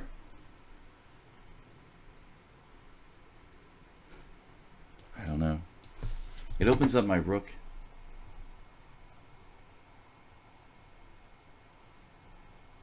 White's played perfectly so far.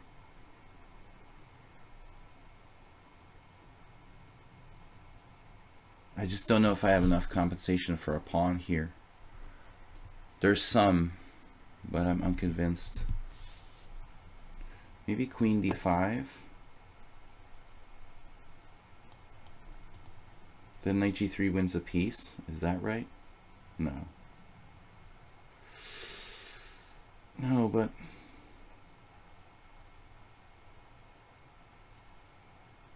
there are other problems.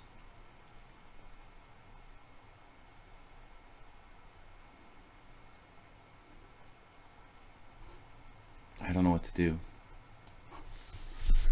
It's almost like a Latvian or something like that. I'm just making this move like randomly. I don't know what to do. Did I miss something? Some tactic? Bishop g4. Just down a pawn here. Two bishops should give me some compensation.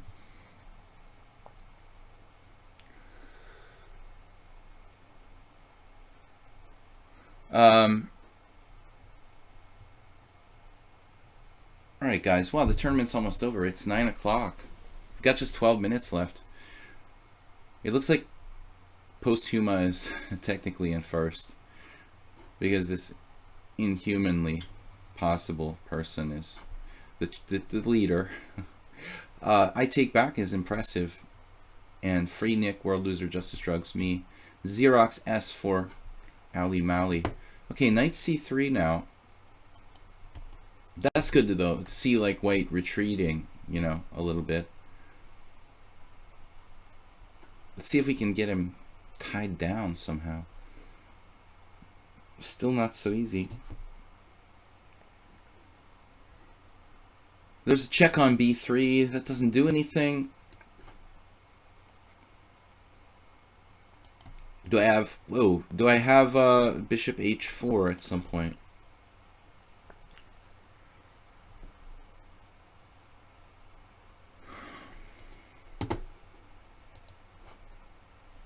I'm really not really excited about this opening anymore. I don't remember how my game with Udazine went, but that wasn't it. Okay, bishop check. d5 looks like kind of a weird move. He's got answers for everything though. Rook d8, developing my last piece. Alright, let's do that. Is that bad? Does that drop something? I hope not. There's always bishop c5 check. I like the fact that Arsenal fan is not developing his rook on a1. That's definitely good. But I don't like the fact that we're just down a pawn without any definite target. The white king is a little bit open here.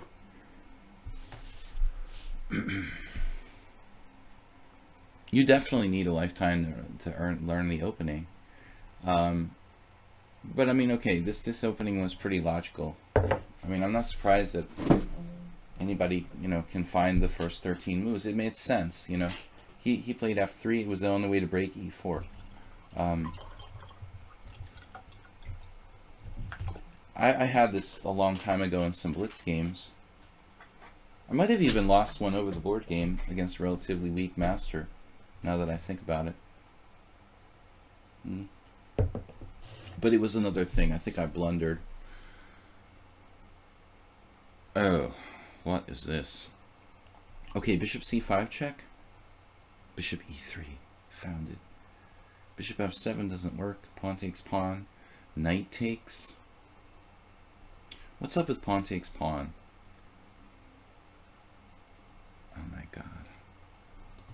He's a genius. He'll just blockade.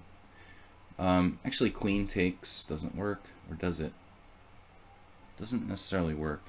So he has interesting choices here between queen takes d5 and bishop e3, blockading like a god.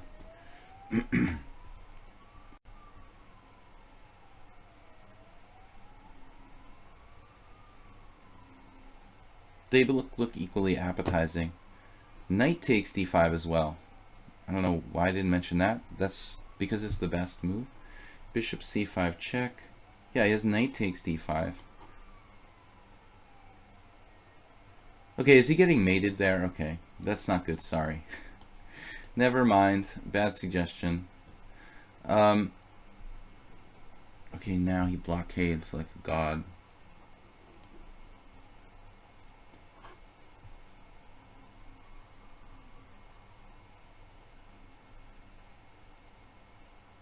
It's like playing Nimzovich himself.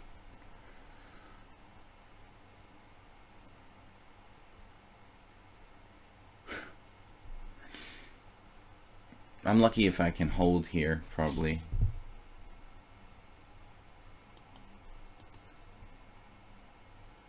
Rook a d1. Bishop f7, bishop d4, advantage to white. Obviously. Maybe I have another move. Like what? Nothing. I don't see another way to play it. Knight b5.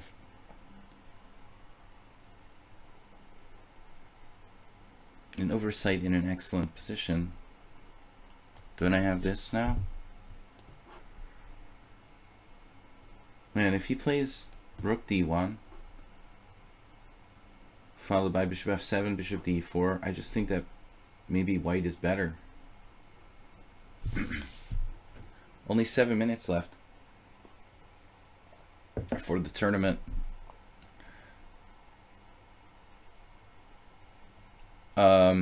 No, he made that Nimzovich blockade with bishop d4. It's like better for white after that. Maybe, unless there's some back rank thing that I didn't see. I don't think so. Just a simple tactical oversight. Which is usually the case, right? Alright. Now, is there any bishop f7 or something? You might end up with an outside pawn there.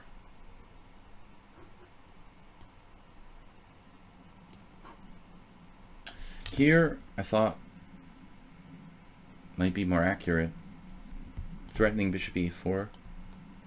He doesn't have rook takes b5. He might have an intermezzo that I didn't see, like bishop c5 or something. I'm about to lose on time. Good. Okay, whatever.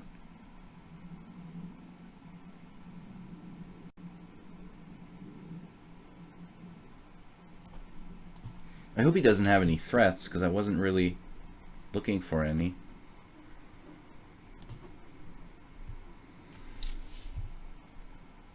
You gotta keep the white squares guarded. He has queen g4.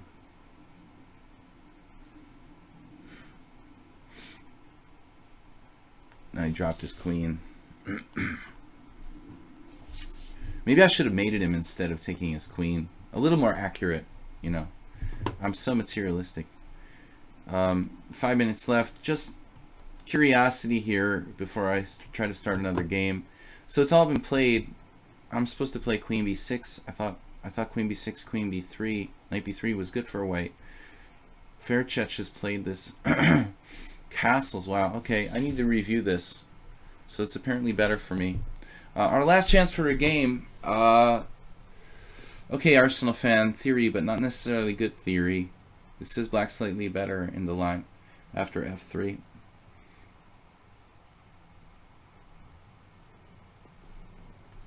Oh, they banned the man there. I wonder why.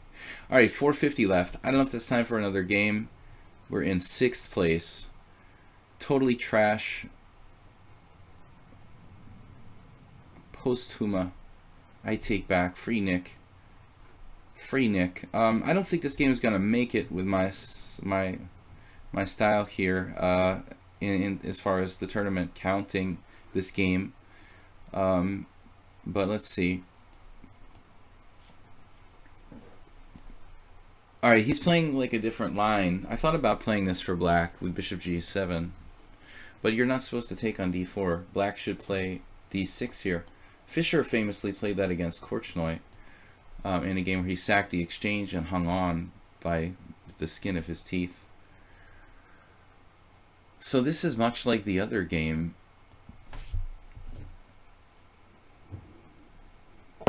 In fact, almost the same.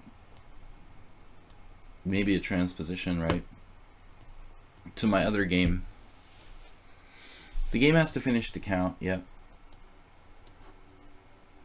Freenik is playing like the other guy, except he's a little faster. I think bishop f4 was what I did. Yeah, basically the same exact position now after knight c5.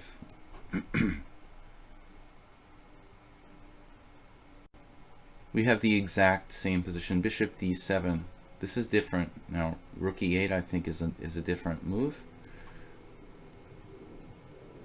Not that many choices for black. Maybe I should play knight d4 there. He could have tried bishop f5. This I don't know about this, but I want to keep an eye on d6. As long as he doesn't get in e5 or e6, I prefer that didn't happen. So, queen b6, that's a new idea here. Looks mildly dangerous. I might have to play rook b1, which isn't really where I wanted to go with that guy, but it's just temporary. Alright, interesting, wow. So Freenik. Never played this guy before, but he's got some interesting ideas here. It's a little more active than the other player who played this position. A4 makes sense. Maybe I should play A3. This pawn, though.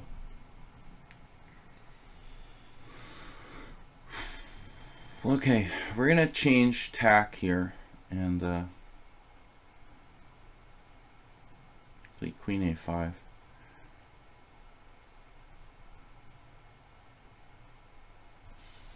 Yeah, you would expect a different move there. What am I supposed to do now?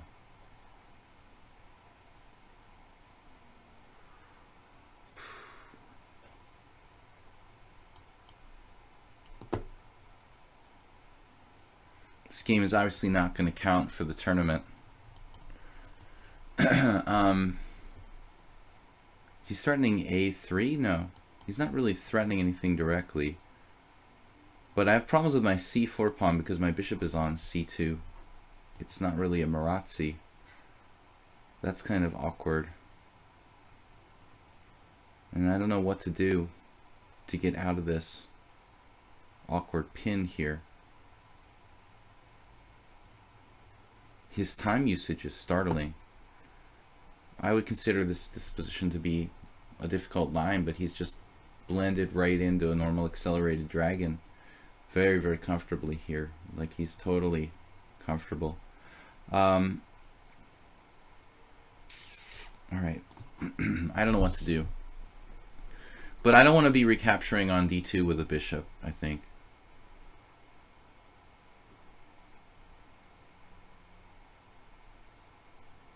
I wouldn't mind trading queens if it meant like I had like a little edge or something. But I don't even see that possible. Black's play, is he super high rated in like Bullet or something? Oddly, no, he doesn't play Bullet really. He's super fast. Relatively new account. Alright. Now c4 is a problem. Although I can play b4. I like this better with his rook off the A file, you know.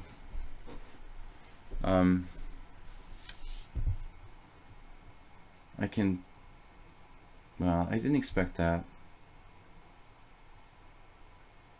Seems like I should be slightly better. Played a little bit passively. Still, it's hard to break through. See B4. But we should be better here. He's very fast.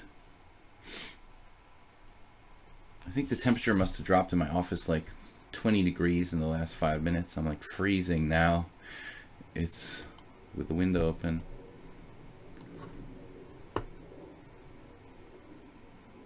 Position as transition, white is a little bit better. The knight is awkward on A6. I'm going to close the window. And alright. So, black using no time. I mean, I guess he was playing fast, but now it doesn't matter. Because the game doesn't count. I thought he was actually... With the active rook on A8 and queen on A5, I thought he might be a little bit better even, but now it's like he's slightly worse. He doesn't seem like he's that comfortable anymore.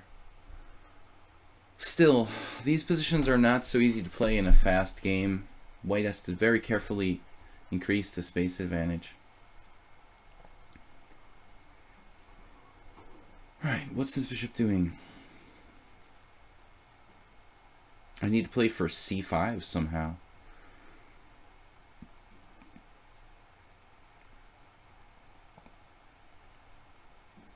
Hard to really come up with a plan now.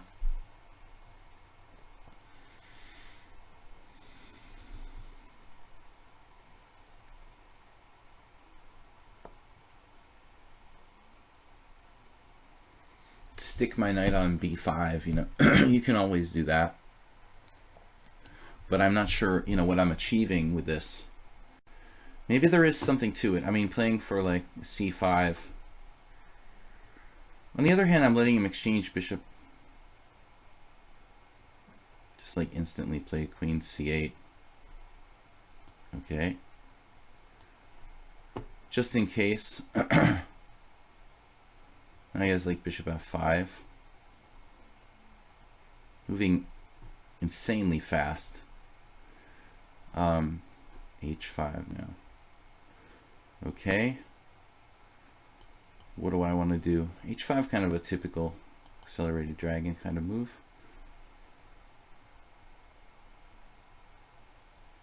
Rook D C1.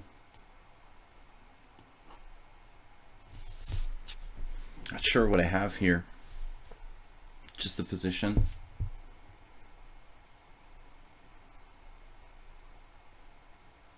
Very logical.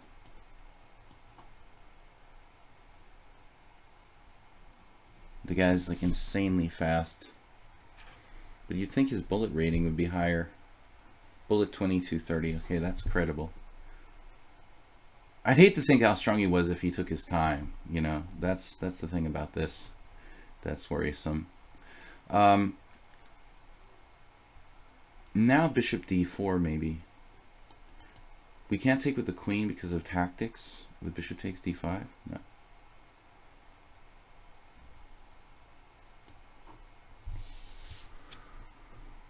His two bishops are strong. That is a weird move. That is a really weird move to play. Okay. I guess now we're playing F3.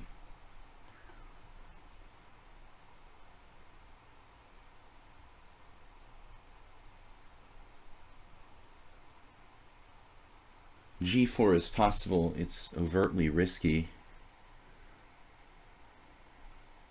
I can also play other moves like bishop D3, for example.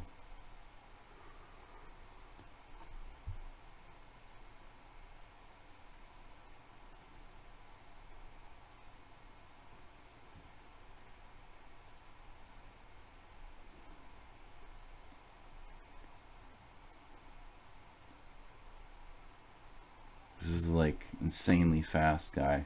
All right, you know what? Oh, he's gonna play bishop h6. Okay.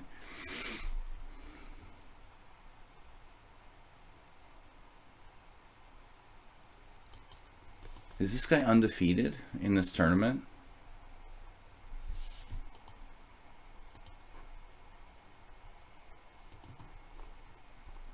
He lost to Totally Trash, which is not surprising, but he won every other game. No, he lost to Posthumous. Alright, so he's human. Presumably human.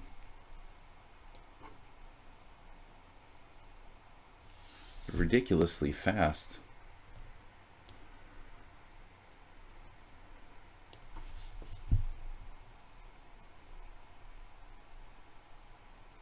But as I said earlier, I mean, if this player, you know, took his time, he would be brutal.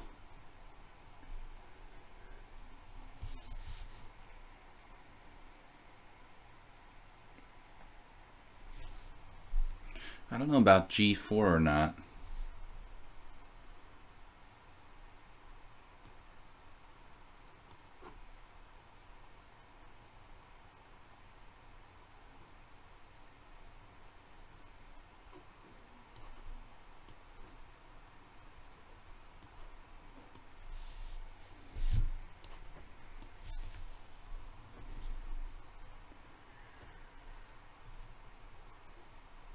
Slightly better here.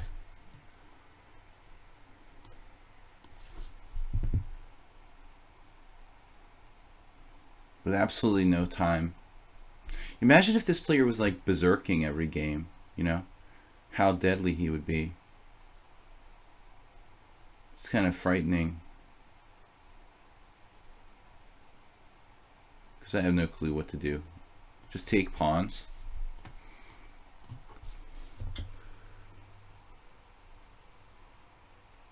I am on his knight.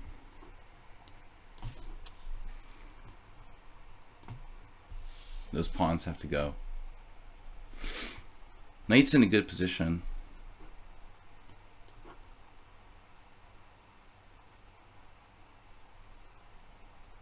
Maybe I should have played King F2 there, but it's not too late to change your mind. Or is it? It's never too late to change your mind. All right, 11 seconds left. Very practical player, but too much time. Anyway, guys, this game doesn't count for the results. I'm like all stressed about it, but I've dropped down to 7th place. Totally Trash is our honorable victor.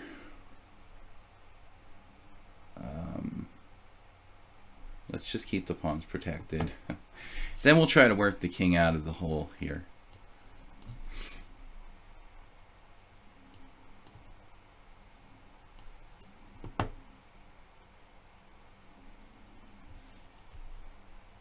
Got c7 and d6. But this player really, as I said, like obscenely scary if he had, you know, taken his time, if he was to take his time in his games. Now I'll play for mate in 1, but it's not gonna happen. Anyway, congratulations to the winners. Totally Trash, Posthuma, World Loser, Take Back, Free Nick, who's here. Aldisto did show up eventually. And me, Justice Drugs, Xerox, Nisab with a good 9th, 10th place finish. We're going to take it down. This meaningless game that doesn't count for anything. Alright guys, tomorrow is Wednesday, if I'm not mistaken. And that will make it a Wednesday, weird Wednesday stream. So I'm playing Blitz and Classical Chess in the morning. Is that stalemate? No. Blitz and Classical Chess in the morning, 10 a.m. tomorrow with everyone. So, all right, let's check out back to the tournament. Totally Trash, 11-0. Yeah, that's not suspicious or anything. I don't want to look at his Centipon loss. It's Posthuma, good result. I think he won every game. How did Posthuma avoid playing Totally Trash? But they're probably playing now. No, he's off in another tournament. All right. Posthuma. Is that a win every game? Let's see. No, he had 2 draws against He draw with Totally Trash. That'll be interesting to analyze. And Justice Drugs. World Loser 3rd. Take Back 4th. Free Nick 5th. Aldisto 6th. I'm in 7th. Held to a draw by Nefedov. And I'm just too slow and old. Justice Drugs in 8th place. Xerox 9th. And Nisab 10th. We had a total of 82 players, which I think is like a record. I don't think I've ever had 82. It's usually like around 50 or maybe 60. So that's awesome. We set a record in terms of like absolute number of players, I believe. Totally Trash actually drew 2. Maybe he's not inhuman. He drew a game against Santa Claus as well. So we'll have to check it out. But pretty impressive result. Yeah, so we will be back tomorrow morning, Wednesday. It is unusual opening stream tomorrow. Blitz and Rapid Chess, I should say. I'm kind of falling asleep here. Blitz and Rapid tomorrow. The schedule will revert back to normal. Monday, Wednesday, Friday, Blitz in the morning, 10 a.m. CET. Tuesdays and Thursdays, I have streams in the evening like this, 7 p.m. And then Sundays, I'm doing a simul this Sunday at 6:30 p.m. So it's Sunday, yeah. Sunday at 6:30 p.m. 40-40. It's like a long time control simul, guys. If you want to play a good quality game, you can come on Sunday. I'll accept like 25 players, I think. That's correct. Uptime 2 hours 21 minutes 39 seconds. So this is the end of the tournament here. We've got Totally Trash, Posthuma, and World Loser in the top 3 trophy positions. Anyway, guys, I will see you later, and it was fun. We had some quality games. Unfortunately, only 7th place, lucky 7. I will see you guys later. Have fun, and thanks for subscribing. We will see you tomorrow morning, 10 a.m. Wednesday stream. Bye-bye.